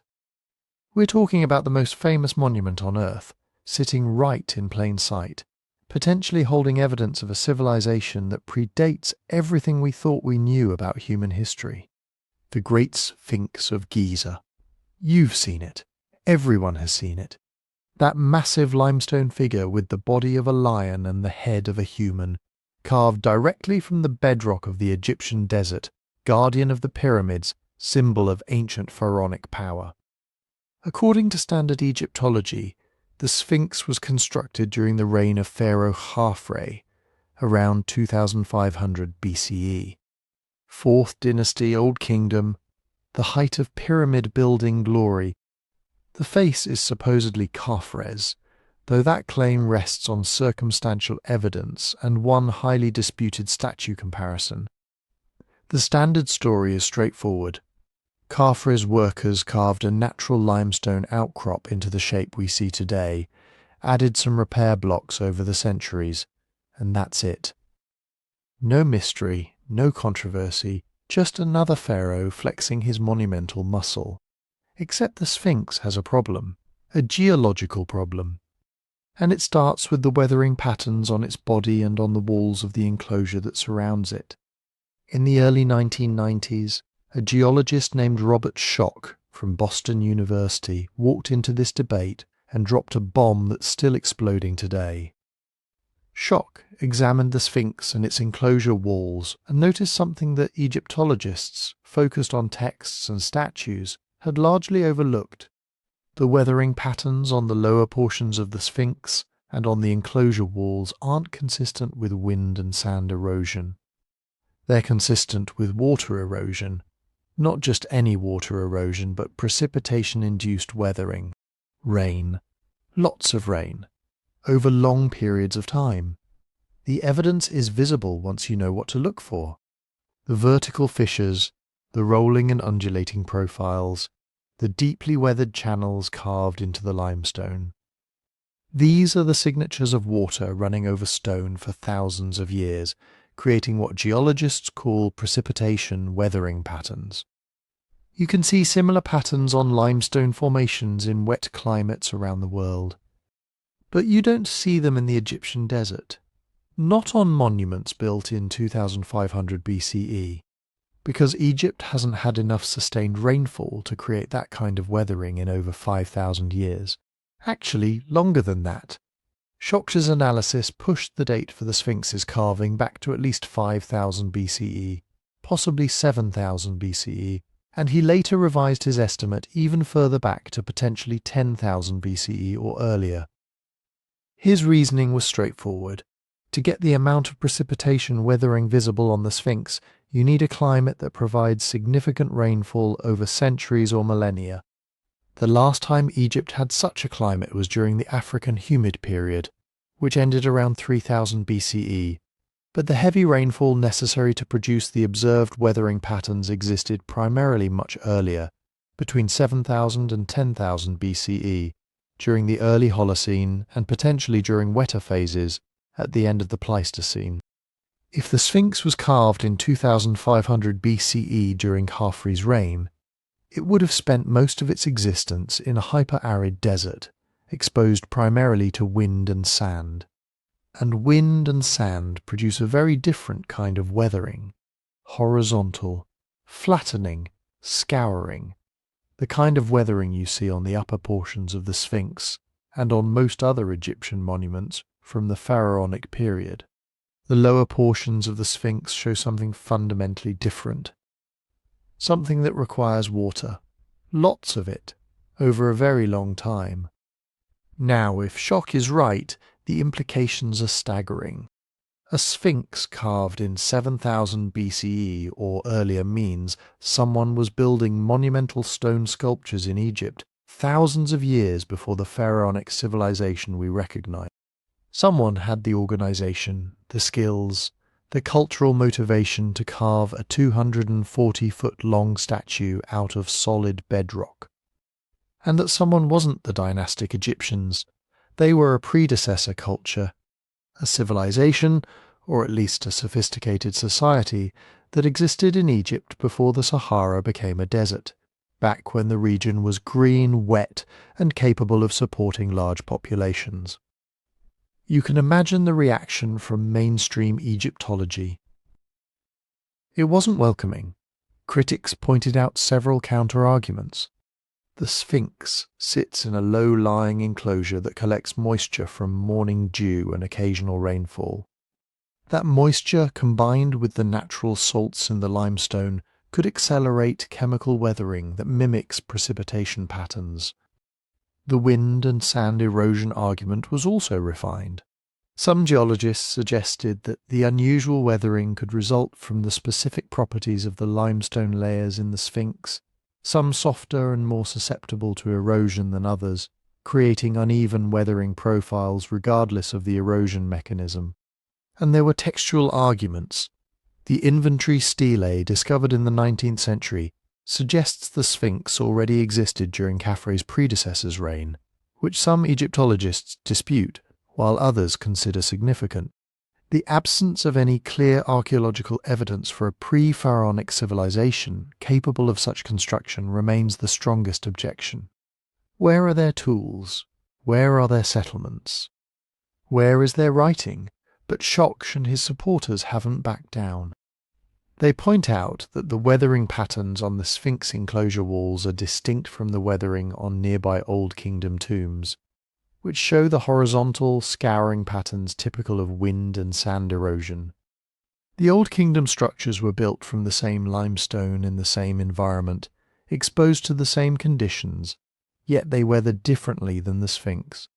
And the Sphinx's repairs documented from pharaonic times onward suggest that it was already significantly weathered by the Old Kingdom period. Khafre's workers apparently found the Sphinx already carved and already deteriorating, needing restoration blocks to shore up its crumbling body. If it was newly carved under Khafre, why would it need major repairs almost immediately? And this is where the Sphinx controversy connects directly to the larger question we've been drazing. If the Sphinx bears evidence of water erosion from a wet period ending thousands of years before pharaonic Egypt, and if someone carved it during or before that wet period, then we're looking at exactly what the ancient traditions we discussed earlier describe. A predecessor culture, a civilization that existed before the current one. A society sophisticated enough to create monumental architecture, but which disappeared when the climate shifted and the Sahara dried out, leaving only fragments of its achievements incorporated by later cultures who claimed them as their own. The Sphinx might not just be an Egyptian monument. It might be an inheritance, a relic from a previous civilization that the dynastic Egyptians found, repaired and adopted, much as later cultures might adopt ruins from societies that preceded them.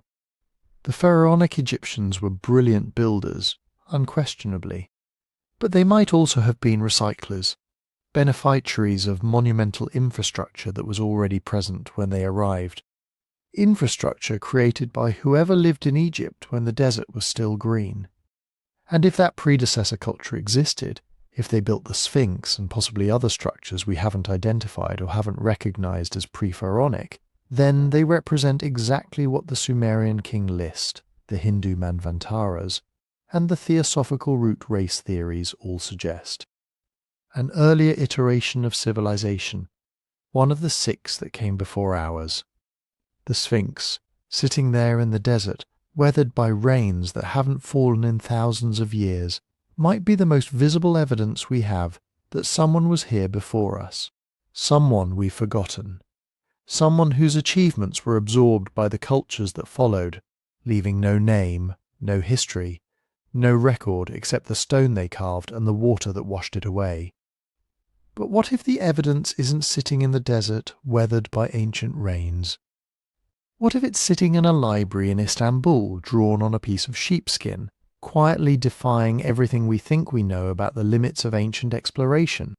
In 1929, a group of historians sorting through the Topkapi Palace Library in Istanbul uncovered something that would ignite one of the most enduring cartographic mysteries in history.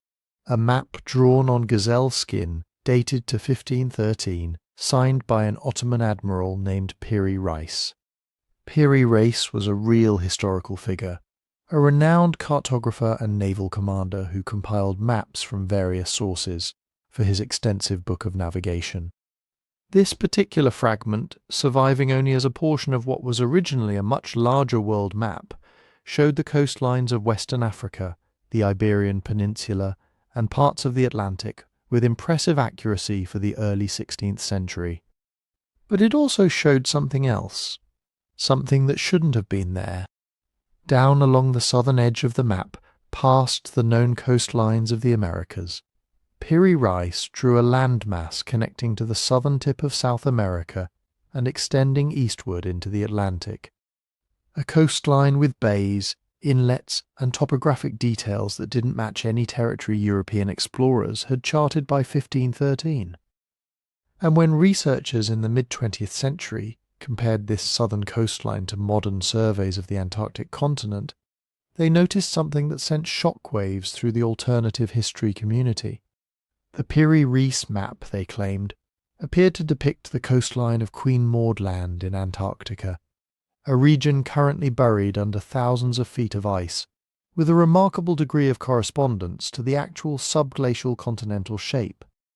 The implication was staggering. If Piri Reis had accurately mapped Antarctica's ice-free coastline, he must have had access to source maps created when that coastline was visible.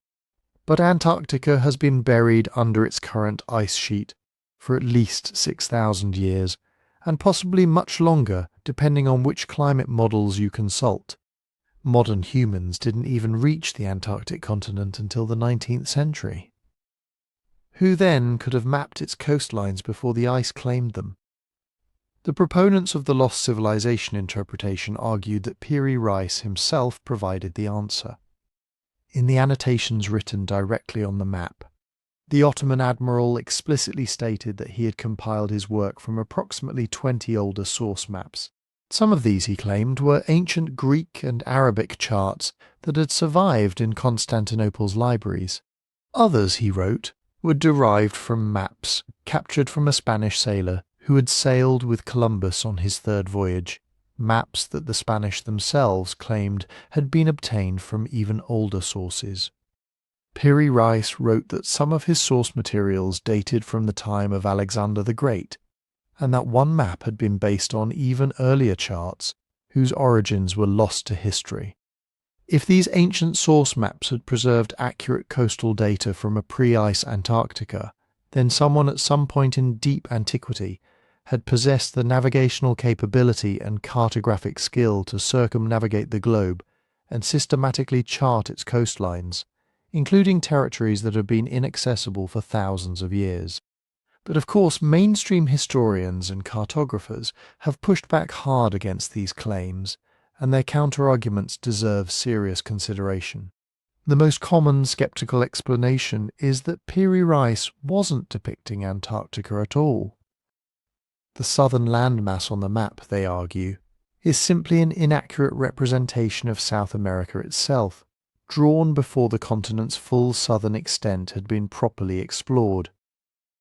In the early 16th century, European cartographers often extended South America's coastline far to the east based on fragmentary reports and speculative geography, creating imaginary coastlines that bore coincidental similarities to other landmasses. The detailed bays and inlets that seem to match Antarctica's subglacial topography, skeptics point out, might just as easily be arbitrary coastal features drawn from incomplete or misunderstood source data. The correspondence to Queen Maud Land becomes less remarkable when you consider that any Wanyen eastward coastline drawn with sufficient complexity could be made to roughly match some portion of Antarctica's vast continental perimeter. Furthermore, the map places this southern landmass far north of Antarctica's actual geographic position, directly connected to South America rather than separated from it by the Drake Passage, a critical oceanic channel that any accurate global chart would necessarily include. Then there's the question of how coastlines buried under ice for millennia could possibly have been surveyed in the first place. Proponents sometimes cite seismic and radar surveys from the 20th century that revealed Antarctica's subglacial topography, arguing that the Piri Reis map matches this hidden coastline with an accuracy that couldn't have been achieved without direct observation. But skeptics note that these modern surveys reveal a topography dramatically different from the ice-free coastline that would have existed thousands of years ago. Sea levels would have been substantially lower during any ice-free period, meaning the actual coastlines would have been positioned miles outward from where the modern subglacial bedrock meets the ocean. Any ancient mapmaker charting Antarctica before the ice would have mapped a coastline that doesn't correspond to the continent's current subglacial shape, because the ice-free coast would have followed a completely different topographic profile dictated by lower sea levels. And yet, the Piri Reis map isn't the only historical chart invoked in these lost knowledge claims.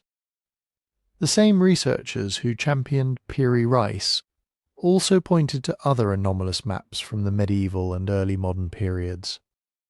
The 1531 map by French cartographer Orance Fine, which shows a remarkably detailed depiction of Antarctica, labelled as Terra Australis, with mountain ranges and river systems that supposedly weren't discovered until centuries later. The Zeno map of 1558, charting northern territories with accuracy that some argue predates official Nordic exploration. The 1519 map of Jorge Reinel, showing continental details that seem Chau-ten of documented Portuguese voyages. Each of these maps, the alternative theory argues, might preserve fragments of an ancient cartographic tradition, a body of geographic knowledge compiled by some predecessor civilization and passed down through centuries, surviving in fragments that later mapmakers incorporated without fully understanding their significance or their true geographic reference. So what would it actually mean if these maps preserved genuine ancient cartographic data? Not just rough guesses about continental shapes, but systematically surveyed coastlines from territories that have been buried under ice or inaccessible for thousands of years. It would suggest that at some point in human history, before the current Ice Age configuration locked Antarctica away, a civilization existed with the maritime technology to cross open oceans, the mathematical sophistication to calculate latitude and longitude with precision, and the institutional infrastructure to preserve geographic knowledge across generations. It would suggest a civilization with a global reach, one that understood the shape of the continents better than our own culture did until the 20th century. And if such a civilization had mapped the world, if its navigators had charted Antarctica before the ice, then they must have had ships capable of surviving Southern Ocean conditions, navigation systems accurate enough to fix positions reliably, and a cultural commitment to knowledge preservation that kept their maps alive through whatever catastrophe eventually erased them from history. The Piri Reis map, whether it truly depicts Antarctica or merely reflects 16th century cartographic speculation, forces us to confront a possibility that connects directly to everything we've been exploring. That knowledge can survive its creators, that maps can outlast the civilizations that made them, and that fragments of a predecessor culture's achievements might be hiding in plain sight, preserved not in ancient ruins weathered by desert rains, but in the libraries and archives of cultures that came after, cultures that might not even realize what they're holding. If ancient maps could preserve coastlines that have been buried under ice for millennia, then we have to ask the next logical question. What if those coastlines weren't just mapped from offshore? What if someone actually lived there? What if the continent currently holding the title of the most inhospitable place on Earth was once home to an advanced civilization? It sounds absurd at first. Antarctica today is a frozen wasteland, a place where temperatures plummet below -70 degrees Fahrenheit, where winds scour the surface at hurricane force for days on end, where the ice sheet in some places is over 2 miles thick, pressing down on the bedrock with enough weight to depress the continental crust below sea level. No human civilization could survive there now. But Antarctica hasn't always been this way, and that simple geological fact has fueled one of the most persistent and captivating theories in the lost civilization canon. The idea that an advanced society once flourished on an ice-free Antarctic continent, and that its remains are still there, preserved under the ice, waiting to be discovered. To understand how this theory works, you have to understand the mechanism its proponents invoke to explain how a temperate continent could suddenly become frozen. They don't just point to gradual climate change, they point to something far more dramatic: crustal displacement, sometimes called pole shift. The theory, most famously elaborated by Charles Hapgood in the 1950s and later endorsed with enthusiasm by none other than Albert Einstein, proposes that the Earth's outer crust can occasionally slip as a unit over the semi-fluid interior beneath it, not continental drift which moves individual plates slowly over millions of years, but a sudden catastrophic shift of the entire outer shell. Imagine the skin of an orange rotating over the pulp inside. Under this model, areas that were previously in temperate zones could suddenly find themselves shifted into polar positions, and vice versa. Hapgood argued that the last major displacement occurred around 9600 BCE, roughly the same time frame Plato gave for the destruction of Atlantis. Before this shift, according to the theory, the portion of Antarctica that now lies under the Ross Sea and Queen Maud Land was positioned roughly 2,000 miles further north, in a temperate climate zone similar to modern Canada or northern Europe. It would have had forests, rivers, fertile coastal plains, and an environment perfectly suitable for human habitation and agricultural civilization. Then the crust shifted. In a geological instant, perhaps over just a few centuries or even decades, this temperate land was dragged into the polar circle. The winter darkness came and stayed. The temperatures plummeted. The ice accumulated year after year, century after century, until whatever cities, whatever structures, whatever evidence of human presence existed on that ancient temperate coastline was entombed under a frozen mass thicker than any human structure ever built. Hapgood pointed to the maps we just discussed, the Piri Reis chart and the Oron's fine depiction, as evidence that someone had mapped this ice-free Antarctic coastline before the displacement occurred. He argued that only a civilization with advanced navigational capabilities could have produced such accurate cartographic data, and that this civilization must have existed on the continent itself before it was frozen. Mainstream geology, however, tells a very different story about Antarctica's ice history. According to extensive geological and paleoclimatic evidence, Antarctica didn't suddenly freeze over in a catastrophic pole shift.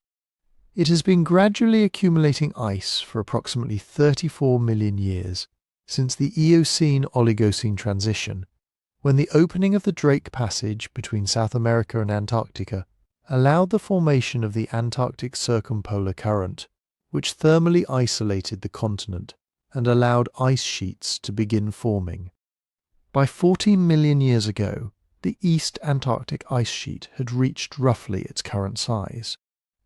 The West Antarctic ice sheet has been more dynamic, potentially collapsing and reforming multiple times during warmer interglacial periods, but the continent has been predominantly frozen for millions of years, far longer than any plausible time frame for human civilization. There is no geological evidence supporting a sudden crustal displacement of the kind Hapgood proposed. The mechanism he described doesn't match our understanding of plate tectonics, mantle dynamics, or the actual distribution of geological features across the planet. The Earth's crust isn't a unified shell that can slip as a single unit. It's a collection of individual plates moving at different rates in different directions, driven by mantle convection currents over timescales of millions of years. So why does Antarctica continue to capture the imagination in lost civilization theories, despite the geological consensus against it? Partly because the continent is genuinely mysterious. It's the least explored landmass on Earth.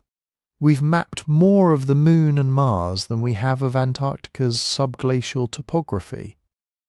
Vast portions of the continent remain inaccessible, buried under ice that no ground expedition can traverse. This creates a psychological space where almost anything could be hiding. Recent satellite observations and radar surveys have only fed this speculation.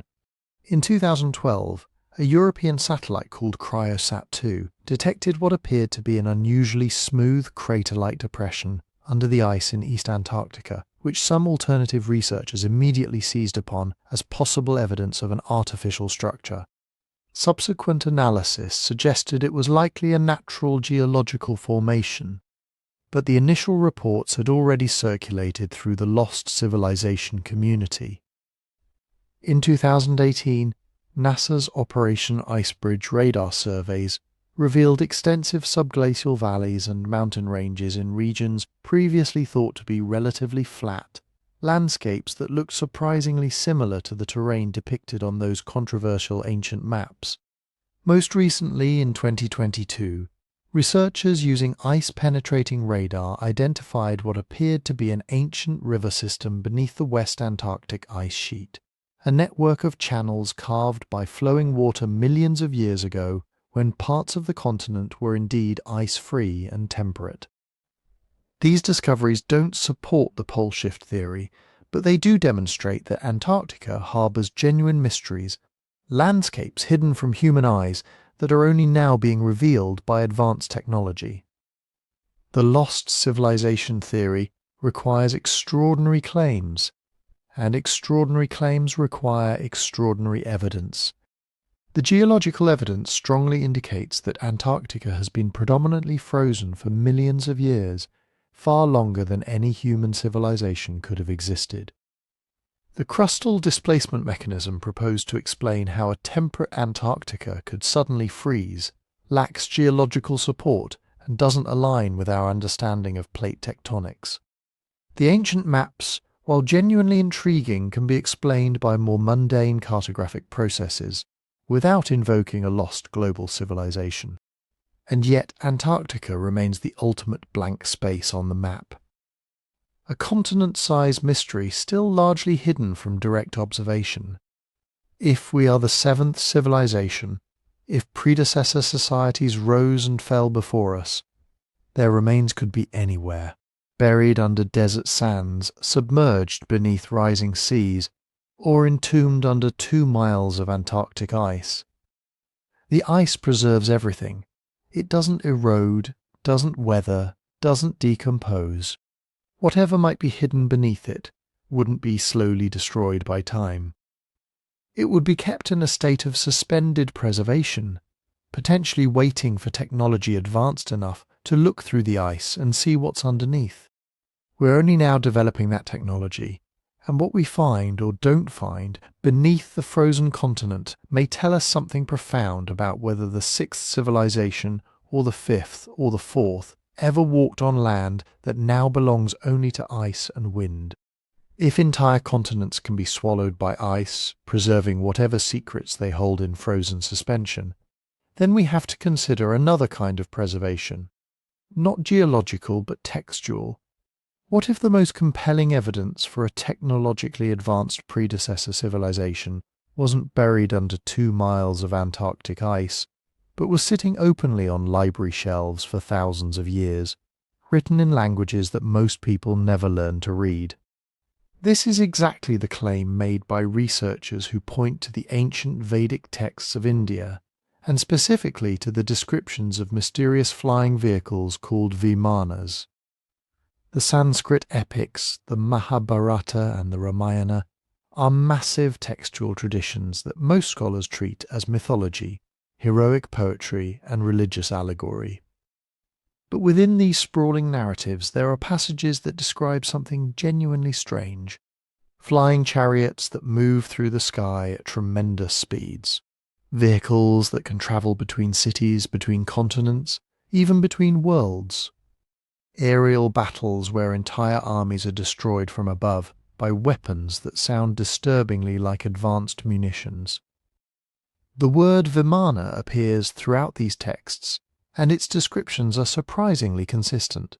Vimanas are said to be constructed of lightweight metals powered by unknown energy sources, capable of vertical takeoff and hovering, and equipped with what appear to be navigation systems and targeting mechanisms. One passage in the Mahabharata describes a Vimana that rose vertically into the sky with a tremendous roar and emitted a single projectile charged with all the power of the universe. Another section describes an aerial weapon that caused the sun to spin, the sky to burn, and the earth to tremble, leaving victims whose hair fell out and whose skin became discoloured. Descriptions that fringe researchers have pointed out sound eerily similar to radiation sickness. Then there's the Samarangana Sutradhara, a medieval Indian architectural text that contains an entire chapter devoted to Vimana construction. It describes different classes of vehicles, their operational principles, the materials required to build them, and even flight procedures that the pilot must follow. One section states that Vimanas should be built with a fire chamber at the bottom, a framework of iron and lead, and a mercury vortex engine. This has led some alternative researchers to argue that these texts aren't describing mythical flying palaces or symbolic spiritual journeys, they're documenting actual advanced technology, either developed by an earlier civilization and preserved through oral tradition until it was finally written down, or passed to humans by beings of significantly higher capability. The fringe interpretation takes this further. Proponents like David Hatcher Childress have compiled Vimana references into books arguing that India possessed or inherited genuine aerospace technology thousands of years before the modern era. Some have even pointed to the Vaimanika Shastra, a text claimed to date back to ancient times but likely written in the early 20th century, which purportedly contains detailed technical specifications for Vimana operation, including diagrams and descriptions of propulsion systems, mirror arrays for deflecting enemy weapons, and even what sounds like stealth technology. If these texts describe real machines, the implications are staggering. We would be looking at evidence that a civilization with aviation capability, possibly even spacecraft, existed in the distant past, and that its technological knowledge was somehow preserved through catastrophic disruptions, surviving not as physical artifacts, which would have degraded or been destroyed, but as textual records passed down through generations who no longer understood the engineering principles behind what they were transcribing. Mainstream scholarship, however, sees something very different in these passages. Sanskritists and historians of Indian religion point out that Vimana originally referred to the tiered towers or temple platforms found at religious sites architectural structures representing the cosmic mountain and the connection between earthly and divine realms. When Vimanas appear in epic narratives as flying vehicles, scholars interpret them as poetic extensions of this architectural concept, divine conveyances appropriate for gods and demigods, not technical descriptions of actual machines. The aerial battles and devastating weapons are understood within the framework of ancient warfare mythology, a genre found across many cultures where supernatural conflicts serve as allegories for cosmic principles, moral struggles, or the destructive power of divine wrath. The detailed descriptions of Vimana construction in later texts like the Vaimanika Shastra are viewed as modern retroactive myth-making, not ancient technical manuals, products of a cultural imagination responding to early 20th century aviation developments rather than preserving genuine prehistoric engineering data. But here's where it gets interesting for our investigation. Vimana descriptions aren't isolated. They exist alongside other ancient advanced technology narratives that share suspiciously similar structural patterns. The Sumerian texts describe divine vehicles and aerial journeys. Egyptian records reference flying boats and celestial barges. Chinese mythology includes mechanical flying machines built by ancient engineers. Mesoamerican traditions speak of flying canoes that cross the ocean. These aren't direct copies of each other. They emerged independently in cultures separated by thousands of miles and thousands of years, yet they all converge on the same core idea that beings in the distant past possess the ability to fly, to move through the air in constructed vehicles, and to project devastating force from above. Whether these stories preserve actual technological memory from a previous civilization, or whether they represent a universal human impulse to imagine powers beyond our current reach, they tell us something significant about our species' relationship with technology and loss. If we are the seventh civilization, if societies with aviation and advanced weaponry rose and fell before us, their physical remains would be almost impossible to find after geological epochs. Metal corrodes, structures collapse, electronics degrade. But stories survive. Stories passed from survivor to survivor, culture to culture, language to language, gradually losing their technical accuracy but preserving the essential shape of what was lost. A flying vehicle becomes a flying chariot. A missile becomes a divine weapon. An aerospace engineer becomes a god. The details decay, but the core memory persists, that once, before the catastrophe, humans or something like humans could fly. But stories aren't the only things that survive. Physical objects endure too. And sometimes those objects appear in places where they absolutely should not exist, dating to times that defy everything we think we know about the progression of human capability. These are called out-of-place artifacts, or ooparts, and they represent one of the most persistent and tantalizing friction points in archaeology. An out-of-place artifact is any object found in a context that seems fundamentally incompatible with its apparent technological sophistication or cultural origin. It's a mechanism that predates the science that would have produced it. A tool manufactured from a material that shouldn't have been available to the people who left it behind. An artifact that implies a level of knowledge that, according to our current models, simply didn't exist at that time. For mainstream researchers, ooparts are typically misinterpretations, misdating or hoaxes, anomalies that evaporate under rigorous scrutiny. But for alternative historians, they are physical proof that our understanding of the past is incomplete, that knowledge has been lost, and that advanced societies may have risen and fallen long before our own. Take the Antikythera mechanism, discovered in 1901 among the wreckage of an ancient Greek shipwreck off the coast of a small island between Crete and the Peloponnese. This corroded lump of bronze initially looked like nothing. It sat in a museum drawer for months.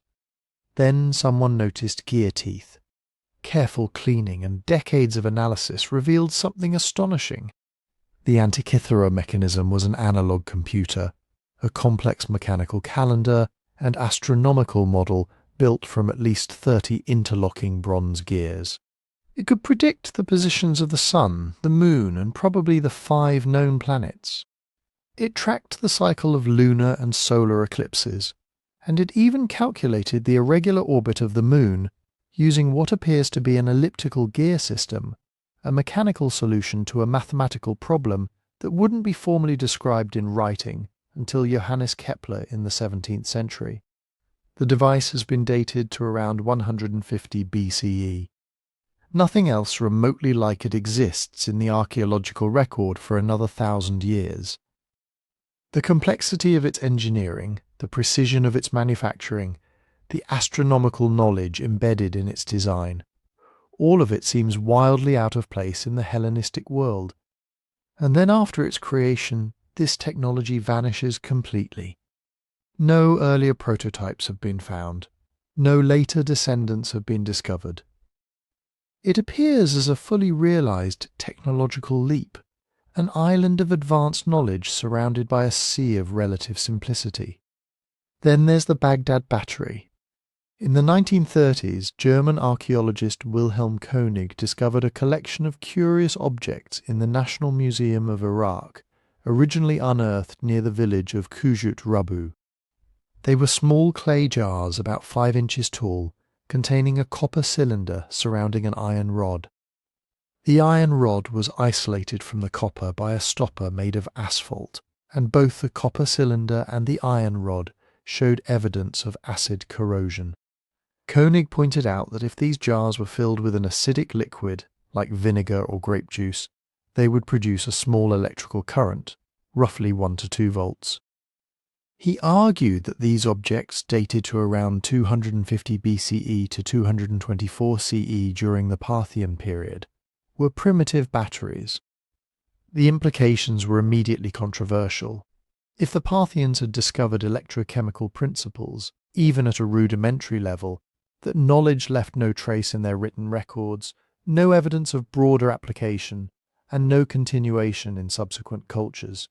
Mainstream scholars countered that the jars were simply used for storing sacred scrolls, or for some unknown ritual purpose.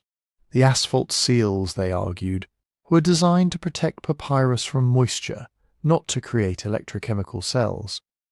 But the physical configuration of these objects, the deliberate isolation of dissimilar metals, the evidence of acidic residue, keeps the debate alive. Some artifacts are more contested. The London hammer, discovered in 1936 near Red River, Texas, consists of an iron hammerhead with a wooden handle encased in a solid nodule of Cretaceous-era limestone rock, conventionally dated to around 110 to 140 million years old. Alternative researchers seized on this as proof that sophisticated ironworking existed during the age of dinosaurs, or even earlier, a smoking gun for multiple forgotten civilizations.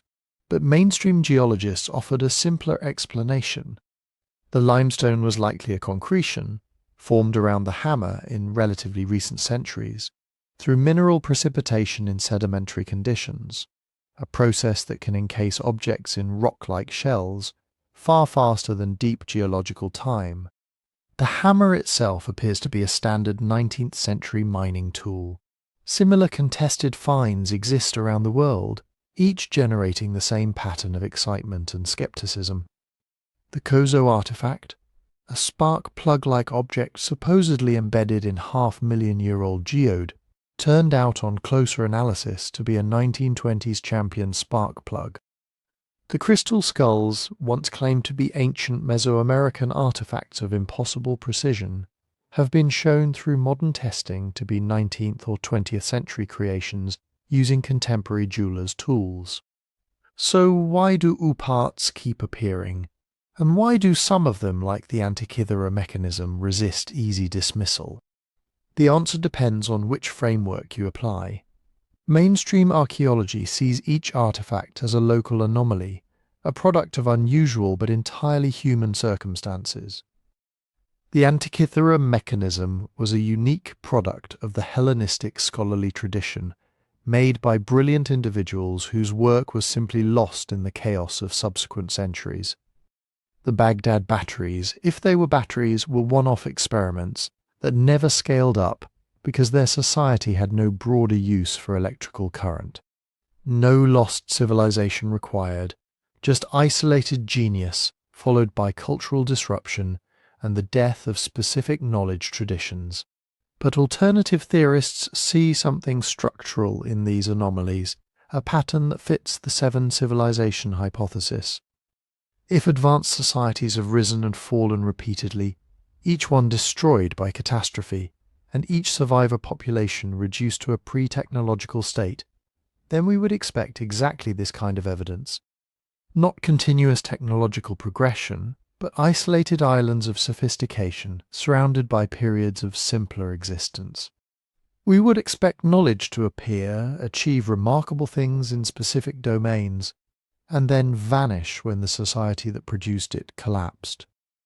We would expect to find artifacts that seem to come from nowhere and lead to nowhere, because the civilizations that created them were swallowed by time, their broader contexts erased by flood, ice, or the simple decay of millennia. The Antikythera mechanism isn't an anomaly under this framework. It's a survivor, a piece of physical evidence that accidentally made it through the filtering process that destroys almost everything else. It's a fragment of knowledge that persisted not because its creators survived intact, but because a ship sank and preserved it in anaerobic mud long enough for modern archaeologists to find it and recognize what it was. And if one such object can survive, how many others might still be buried unrecognized in museum drawers, in unexcavated sites, in the silt of ancient seabeds? The artifacts that don't fit might not be mistakes in the timeline. They might be glimpses of timelines we've forgotten entirely. But artifacts aren't the only things hiding in the silt. Sometimes entire structures vanish beneath the waves, waiting millennia to be rediscovered. And when they are found, they force us to confront an uncomfortable possibility that the ocean might be hiding the remains of cultures that thrived before the waters rose. Take the Yonaguni monument. In 1985, a local dive tour operator named Kihachiro Aratake was exploring the waters off the southern coast of Yonaguni, the westernmost island in Japan's Ryukyu chain. What he found at a depth of about 25 meters stopped him cold. A massive stepped structure rising from the seafloor, with flat terraces, sharp right angles, and what appeared to be carved channels and precise geometric shapes. The formation is enormous, roughly 100 meters long, 50 meters wide, and 25 meters tall. It looks at first glance, and even at second glance, like a pyramidal complex, an underwater ziggurat built by hands that knew how to shape stone with intention. The debate over Yonaguni has been fierce and unrelenting since its discovery. Marine geologist Masaaki Kimura, a professor at the University of the Ryukyus, has spent decades studying the site. He argues that the formation's features, its staircases, its parallel platforms, its tool-mark-like grooves are incompatible with natural geological processes. He has identified what he believes are carved animal reliefs, drainage channels, and even a carved face resembling an ancient king. Kimura's conclusion is that Yonaguni is the remnant of a prehistoric civilization, possibly submerged by a seismic event around 2,000 years ago, or perhaps far earlier. He has even connected it to the legendary continent of Mu, a Pacific equivalent to Atlantis, proposed by alternative researchers in the early 20th century. But mainstream geologists see something entirely different. They point out that Yonaguni is composed of sandstone and shale, sedimentary rocks that naturally fracture along straight lines. The alternation of hard and soft layers creates a step-like appearance when the rock erodes, a well-documented geological process called jointing. The right angles and flat surfaces that look so artificial to the untrained eye are exactly what you would expect from layered sedimentary rock weathering in a marine environment. Robert Schoch, the geologist who has argued for an ancient origin of the Sphinx based on water erosion, actually examined Yonaguni in person and concluded that while the formation is striking and worth further study, its primary features are almost certainly natural.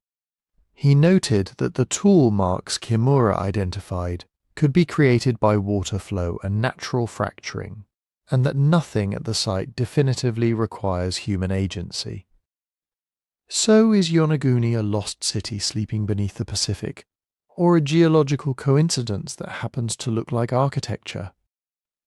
The answer depends on your threshold for evidence and your willingness to accept that nature can produce forms that mimic human design. Then there's the Bimini Road, another underwater formation that has fueled speculation for decades. In 1968, a team of divers discovered a linear arrangement of rectangular stone blocks stretching along the seafloor near Bimini in the Bahamas. The blocks were roughly rectangular, fit together like paving stones, and extended for about 800 meters. Almost immediately, the discovery was connected to a prophecy made by the famous psychic Edgar Cayce in the 1930s. Cayce had predicted that portions of Atlantis would begin to rise from the ocean floor near Bimini in 1968 or 1969. The timing seemed too perfect to be coincidental. Alternative researchers seized on the Bimini Road as physical proof that Cayce's vision was accurate and that the legendary lost civilization was finally revealing itself. But geological analysis tells a different story. The Bimini blocks are composed of beach rock, a type of limestone that forms naturally in coastal environments through the rapid cementation of sand and shell fragments.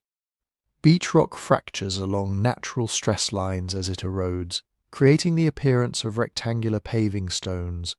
The blocks at Bimini show no tool marks, no evidence of intentional shaping, and their fit together is the result of natural fracturing along existing joints, not deliberate masonry. Core samples taken from the blocks confirm that they formed in place, not transported and arranged by human hands. The Bimini Road is a striking natural formation, but it is not a road and it was not built by Atlanteans. Yet these sites keep appearing: submerged stone formations off the coast of Cuba, underwater ridges near Malta, geometric patterns visible through satellite imagery across shallow seabeds worldwide. Each one generates the same cycle of excitement and skepticism. And the reason this cycle persists is that there is a genuine, scientifically uncontested fact underneath all the debate. Sea levels have risen dramatically since the last ice age. During the glacial maximum around 20,000 years ago, enormous amounts of water were locked up in ice sheets covering much of North America and Europe. Global sea levels were roughly 120 meters lower than they are today. That means vast stretches of what is now shallow ocean were once dry land. Coastlines that modern humans have never seen were inhabited by our ancestors for tens of thousands of years. If any of those coastal communities had developed permanent structures, towns, harbours, ceremonial sites, those structures would now be underwater, buried beneath sediment, invisible to conventional archaeology. This isn't speculation. Real submerged settlements have been found.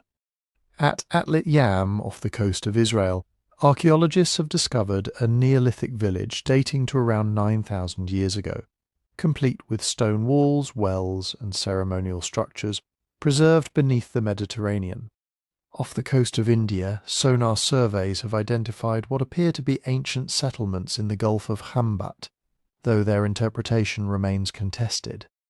In Doggerland, the vast plain that once connected Britain to mainland Europe, researchers have mapped an entire lost landscape of rivers, lakes, and likely human habitation, now buried beneath the North Sea. These are genuine discoveries, real evidence that coastal civilizations existed before the waters rose and swallowed them. They don't require lost continents or psychic prophecies. They just require acknowledging that our ancestors lived on coastlines that no longer exist, and that rising seas erased their homes long before we had a chance to find them. But coastlines aren't the only things that shift over time. Entire skies move, and if you know how to read them, they tell a story that makes the rising and falling of oceans look like a minor tremor. Imagine standing in the same spot on Earth, looking up at the night sky. Not just tonight, but every night for your entire life. You'd notice the stars wheeling overhead in predictable patterns, the constellations rising and setting at the same times each year, marking the seasons, guiding the planting and harvesting of crops. This is the sky most of us know. Stable, reliable, essentially permanent. But what if you could stand in that same spot, not for a lifetime, but for thousands of years? What if you had a device that let you fast forward through human history at high speed, watching the heavens spin like a cosmic clock? You would see something that would shake your understanding of reality to its core. The stars aren't fixed. The entire celestial sphere is slowly, imperceptibly rotating around you. The North Star, that constant beacon that has guided sailors for centuries, isn't permanent. Right now, Polaris sits near the celestial North Pole. But 5,000 years ago, the Egyptians were building their pyramids aligned to a different North Star, Thuban, in the constellation Draco. In 12,000 years, Vega in Lyra will take the throne, and 26,000 years from now, Polaris will be back. This is axial precession, the slow, majestic wobble of Earth's axis, like a spinning top that has begun to tilt, tracing a great circle through the heavens over a period of roughly 25,772 years. Mainstream astronomy understands this perfectly. It's a consequence of gravitational forces exerted by the Sun and Moon on Earth's equatorial bulge, a known, measurable, entirely explainable physical phenomenon. Nothing mysterious about it. But here's where the story takes a strange turn. Ancient cultures seem to know about it too, not just observe it casually, but encode it, deliberately, systematically, into their most sacred monuments and their most enduring myths. The Great Pyramid of Giza contains shafts that point to specific stars at specific moments in the precessional cycle. The Hindu Puranas describe vast cosmic ages, the Yugas, whose durations map precisely onto precessional mathematics. The Mayan long count calendar, often misunderstood as simply tracking days, appears to incorporate precessional awareness into its larger cyclical structures. And then there's the work of Giorgio de Santillana and Hertha von Deckend. In their landmark book Hamlet's Mill, published in 1969, these two MIT scholars presented an argument that still reverberates through alternative research today. They claimed that ancient myths worldwide, from the Greek story of Cronus to the Norse legend of Amlodi's mill, from the Finnish Sampo to the Japanese grinding of the cosmic mortar, were not just folk tales. They were technical language, a sophisticated, encrypted method of transmitting astronomical knowledge, specifically knowledge of precession, across generations and across cultures. According to de Santillana and von Deckend, these stories all share a common structural core, a great mill or grinding stone that turns, crushing out ages, sometimes running smoothly, sometimes slipping and grinding rough, sometimes breaking apart entirely. This mill, they argued, is the celestial sphere itself, the turning of the heavens, the slow shift of the stars that marks the transition between world ages. The mathematical arguments they presented are intricate and sometimes dense, but the core claim is straightforward. Ancient peoples understood the precessional cycle. They knew its duration. They recognized that it divided history into distinct epochs, each associated with different celestial alignments, different dominant stars, different orientations of the cosmic framework. And they built this understanding into their mythological systems as a way of preserving it through the catastrophes and collapses that regularly wiped out more conventional forms of knowledge transmission. This is where Graham Hancock and other alternative researchers take the argument further. If ancient cultures understood precession, if they recognized that the sky moves in a grand cycle of roughly 26,000 years, then they also understood something profound about human existence on this planet.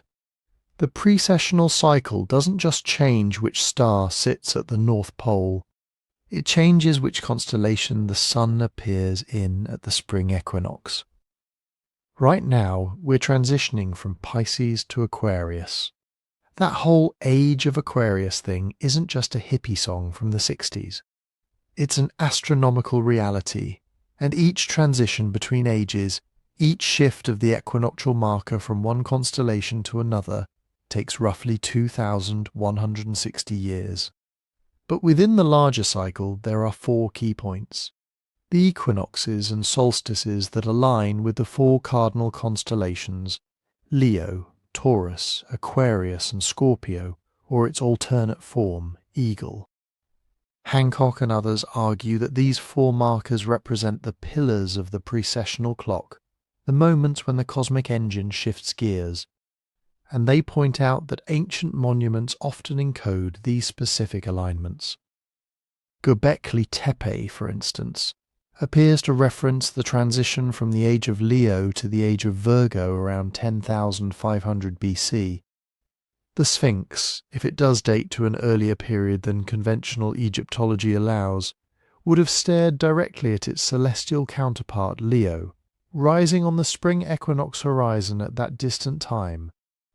The implications are staggering. If precession serves as a celestial clock, and if ancient cultures understood this clock, then the recurring narrative of world ages, of golden ages descending into silver, bronze and iron, of creation followed by destruction, followed by renewal, isn't just philosophical speculation. It's astronomical observation translated into mythological language. The sky turns, the ages shift, and each transition between equinoctial constellations brings with it a change in the terrestrial conditions that shape human civilization. This is the core of the cyclical ages theory. Not that the stars directly cause events on Earth, but that the precessional cycle serves as a giant timekeeping device, one that ancient civilizations used to track the rhythm of rise and fall that seems to govern human history. And if they were tracking it, if they understood that civilizations rise and fall in a pattern linked to the turning of the heavens, then they weren't just recording the past. They were trying to warn the future. But here's where the trail gets complicated. Because whenever someone starts talking about celestial clocks encoded in ancient monuments, or lost civilizations tracking the precession of the equinoxes, they run headlong into a wall built by centuries of academic consensus, peer review, and rigorous scientific methodology. This is the debate that defines the entire landscape of alternative history. The standoff between mainstream archaeology and the researchers who believe we're missing something massive. And it's not a simple disagreement. It's a fundamental clash over how we know what we know, and what counts as evidence for what might have happened before our recorded history began. On one side stands mainstream archaeology, the establishment. Thousands of researchers working across decades, painstakingly excavating sites, cataloguing artifacts, running carbon dating tests, publishing papers that survive the brutal gauntlet of peer review. Their position is clear and consistent. Human civilization as we define it with agriculture, cities, writing and monumental architecture emerged roughly 6,000 years ago in Mesopotamia, Egypt and the Indus Valley. Before that, there were hunter-gatherers. Capable people, sure. People who built impressive things like Gobekli Tepe. But not a civilization in the sense that alternative theorists mean. Not a global culture with advanced technology and sophisticated understanding of astronomical cycles. The mainstream argument rests on a principle that sounds unassailable, Extraordinary claims demand extraordinary evidence. If you want to assert that an advanced civilization existed 12,000 years ago and left behind encoded messages in monuments, you need more than interesting patterns and intriguing coincidence. You need hard artifacts. You need tools, machinery, writing samples, datable construction materials. You need the kind of tangible, physical proof that would convince a skeptical reviewer in a peer-reviewed journal. And so far, that proof hasn't materialized. The archaeological record shows a clear progression. Stone tools getting gradually more sophisticated. Fire control improving over millennia. Agriculture emerging around 10,000 years ago. Cities appearing a few thousand years after that. No sudden leaps. No inexplicable gaps where an advanced civilization should be but isn't. If a global culture with knowledge of precession and advanced engineering existed before the younger Dryas, where are their factories? Where are their mines? Where are their landfills, their roads, their broken tools, their discarded waste? Advanced civilizations produce massive amounts of material. They leave indelible signatures in the soil, in the atmosphere, in the geological record. We can detect Roman lead pollution in ice cores from Greenland. We can trace the environmental impact of early farming in pollen samples from ancient lake beds. Something as large and sophisticated as the civilization alternative researchers describe should be screaming its presence in the data. But it isn't. This is the mainstream position, and it carries weight because it's built on methods that have proven reliable. Radiocarbon dating, dendrochronology, stratigraphic analysis, thermoluminescence testing. These techniques aren't guesses. They're precise, testable, reproducible scientific methods that have constructed a timeline with thousands of anchor points. When mainstream archaeologists say Gobekli Tepe dates to roughly 9,600 BC, they're not speculating. They're reporting results from multiple independent dating methods that all converge on the same range. When they say the Sphinx was built during Khafre's reign around 2500 BC, they're basing that conclusion on the architectural context of the Giza Plateau, the associated artifacts, the historical records, and the cultural continuum of Old Kingdom Egypt. They're not just defending dogma, they're defending a methodology that works. But alternative researchers aren't simply crackpots ignoring evidence. And this is where the debate gets genuinely interesting, because they raise legitimate criticisms about the gaps in that seemingly solid chronological framework. The archaeological record is enormously incomplete. We've excavated only a fraction of the sites that exist. Entire regions remain virtually unexplored. Coastal areas that would have been prime territory for early settlements are now underwater, submerged by the sea level rise that followed the last ice age. We're looking for evidence of ancient civilizations on dry land when their most important sites might be buried beneath hundreds of feet of ocean. And there's a deeper problem. The chronology we've built assumes that the oldest known example of something represents its earliest existence. But that's a logical fallacy. The oldest known pyramid isn't necessarily the first pyramid ever built. The oldest known writing isn't necessarily the first writing that ever existed. Absence of evidence isn't evidence of absence, especially when you're talking about periods where 90% of the relevant landscape has either been submerged, destroyed by glaciation, or remains unexcavated. Alternative theorists also point out that peer review, while essential for quality control, can create institutional resistance to paradigm-shifting ideas. When your entire career has been built on a particular chronological framework, when your textbooks and your teaching and your reputation all depend on a specific narrative, you're not inherently eager to entertain evidence that might overturn it. This isn't conspiracy. It's human nature. Academic institutions reward consensus and penalize deviation. Graduate students don't get tenure by challenging their advisors' core assumptions. They get tenure by building on them, so genuinely revolutionary ideas often face an uphill battle, not because they're wrong, but because the system that evaluates them is structurally biased toward continuity. And history shows this bias can delay recognition of legitimate discoveries for decades. Look at Gobekli Tepe itself. When Klaus Schmidt first reported the site's age and scale, many mainstream archaeologists were skeptical.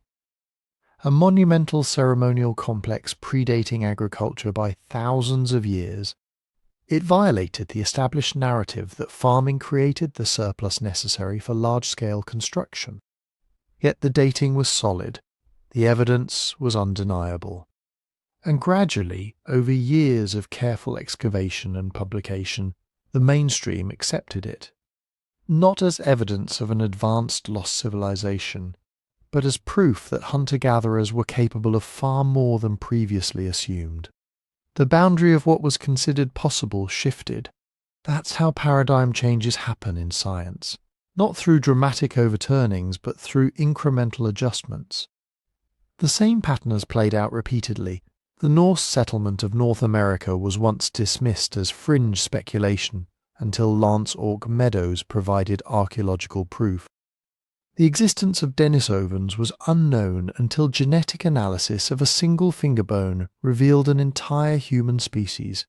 Each time, something once considered unlikely or impossible entered the mainstream not because alternative research has proved it, but because rigorous scientific methodology eventually confirmed it.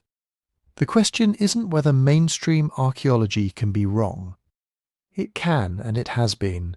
The question is whether the specific claims about a lost pre-Ice Age civilization will eventually find the kind of hard evidence that shifts the consensus. Until they do, critical thinking demands that we treat these ideas as intriguing possibilities rather than established facts. But critical thinking also demands that we don't dismiss them outright, because the gaps in the record are real. The underwater sites remain unexplored. The potential for discovery remains enormous, and the next paradigm-shifting find could be sitting right now beneath a layer of sediment, waiting for someone with the right tools and the right questions to uncover it. The debate isn't over, it's barely begun. So where does all of this leave us? We've looked at Hindu cosmology and its 7 Manus. We've examined the theosophical root races with their Lemurians and Atlanteans. We've passed the Sumerian King List and its impossibly long reigns before the flood. We've explored flood myths that span every continent, underwater ruins that defy easy explanation, and ancient monuments that seem to track astronomical cycles with staggering precision. And through all of it, one number keeps appearing. 7 ages, 7 creators, 7 epochs of destruction and rebirth. Why does this specific digit show up everywhere, in traditions that supposedly never interacted, in cultures separated by vast oceans and thousands of years? Is it just a mathematical convenience, a quirk of human cognition, or is it trying to tell us something about the deep structure of our past? Let's lay it out. The Hindu tradition speaks of 7 Manvantaras, 7 cosmic ages, each governed by a different progenitor called a Manu. Each Manu presides over a complete cycle of creation and dissolution. Our current era, they say, is the 7th. We are the children of the 7th Manu, Vivasvata. Move west to the Mediterranean, and you find similar frameworks encoded in different language. The Theosophical system, synthesized in the late 19th century but drawing from much older esoteric traditions, describes 7 root races. The first 2 are essentially proto-human, ethereal beings. The third corresponds to Lemuria, the 4th to Atlantis. We are supposedly the 5th, with 2 more yet to come. The numbering shifts slightly depending on the tradition, but the structural concept remains identical. We exist within a sequence of 7 major human epochs, each ending in catastrophe, each giving birth to the next. But the pattern extends far beyond these formal systems. The Sumerian King List records 7 antediluvian rulers who governed for impossible spans of time before the world was cleansed by flood. The Bible structures its earliest history around 7 days of creation and 7 patriarchs between Adam and the flood. Islamic eschatology references 7 earths and 7 heavens. The Zoroastrian tradition divides cosmic history into 7 millennia. Norse mythology speaks of 7 worlds destroyed and reborn after Ragnarok. Even cultures with no documented contact with Eurasian traditions often organize their cosmologies around 7. The Cherokee tell of 7 clans. Many African traditions reference 7 ancestral spirits. 7 appears in the foundational myths of the Americas, the Pacific, and the Arctic. It is everywhere, so why 7? The skeptical answer is straightforward and probably partially correct. 7 is a deeply meaningful number to human perception. There are 7 visible celestial bodies that move independently against the fixed stars. The Sun, the Moon, Mercury, Venus, Mars, Jupiter, Saturn. Ancient sky watchers would have noticed these 7 wanderers and naturally elevated the number to cosmic significance. There are 7 days in a week, a division that traces directly back to Babylonian astronomy and spread through cultural diffusion. Human cognition also seems to gravitate towards 7 as a natural grouping size. Psychologists call it Miller's Law. We can typically hold about 7 items in short-term memory. The digit might simply be a cognitive comfort zone, a pattern our brains impose on the world, rather than a pattern the world reveals to us. If you're constructing a mythological framework and you need a satisfying number of stages, 7 feels complete in a way that 5 or 9 don't. That's the mainstream case. It's reasonable. It accounts for the data. And it might be exactly right, but it might not be the whole story. Because there's something about the specific content of these 7-age traditions that goes beyond mere numerological preference. They don't just count to 7, they consistently describe a sequence of civilizations or ages, each more advanced than the last, each destroyed by cataclysm, each leaving survivors who seed the next epoch. This isn't just 7 as an abstract grouping. This is 7 as a historical narrative, a memory of rise and fall repeated 6 times before arriving at us. When you strip away the mystical language and the cultural specifics, the underlying structure is remarkably consistent across unrelated traditions. Humans existed before us. They built great things. They were destroyed. We are the latest iteration, possibly the 7th, and possibly not the last. Is this shared ancient memory? Did our ancestors, scattered across the globe by migrations that occurred tens of thousands of years ago, carry with them a core narrative about 6 previous world ages, 6 civilizations that rose and fell before our current one began? The timeline doesn't work perfectly.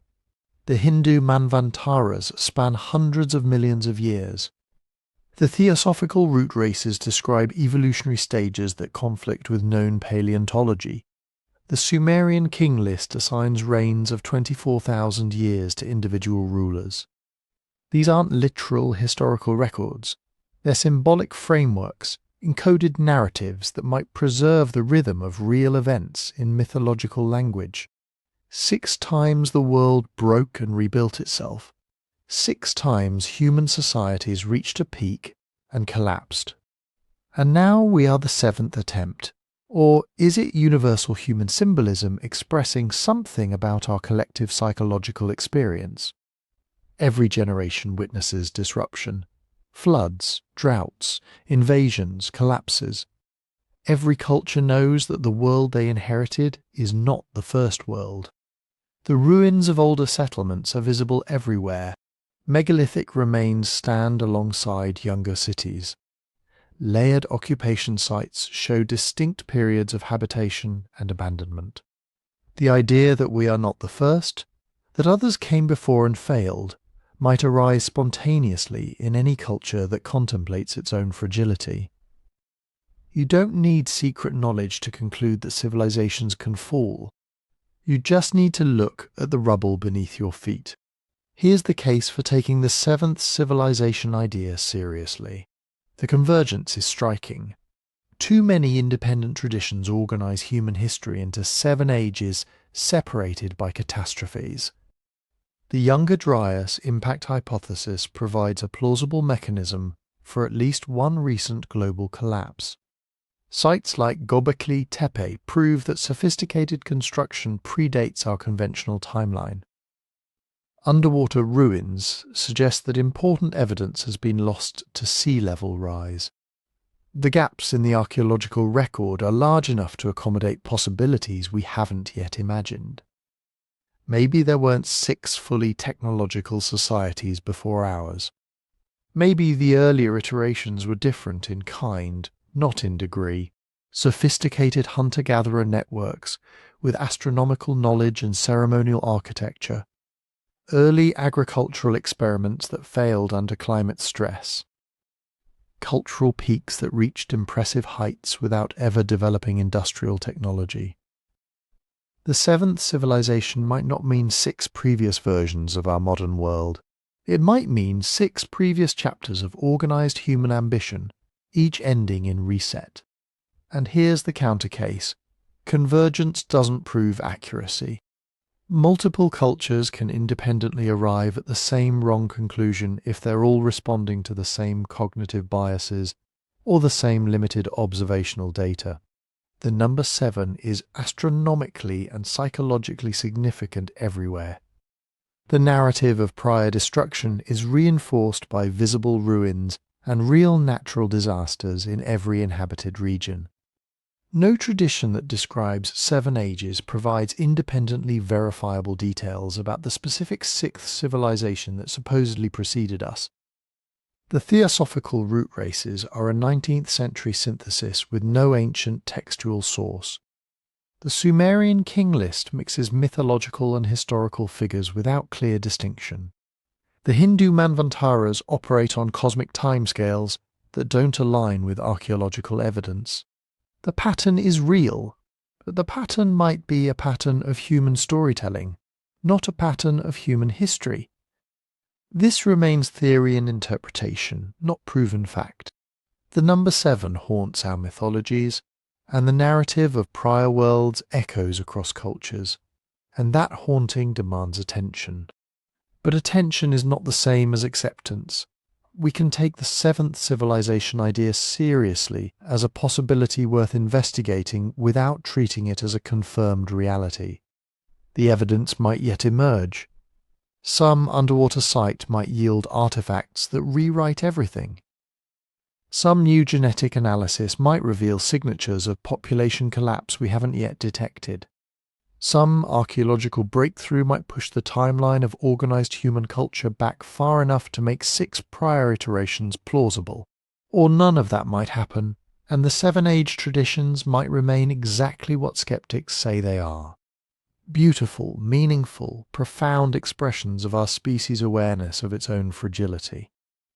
Stories we tell ourselves because we know, deep in our bones, that what we have built can be unmade, that we are not permanent, that others might come after us, just as others perhaps came before. But here's the question that should keep you up at night. Could it happen to us? We've spent all this time looking backward, examining whether 6 civilizations rose and fell before ours. But what about looking forward? The geological record doesn't lie. Asteroid impacts have hammered the Earth repeatedly. Supervolcanoes have erupted with enough force to plunge the planet into years of darkness. Climate shifts have turned fertile plains into deserts in mere decades. These aren't myths. These are documented realities written in rock and ice. And societal collapse? It's not some exotic, ancient phenomenon. It's happened repeatedly in documented history. Rome fell. The Maya abandoned their great cities. Bronze Age civilizations vanished in a single generation. What makes us different? Our technology, our global interconnectedness.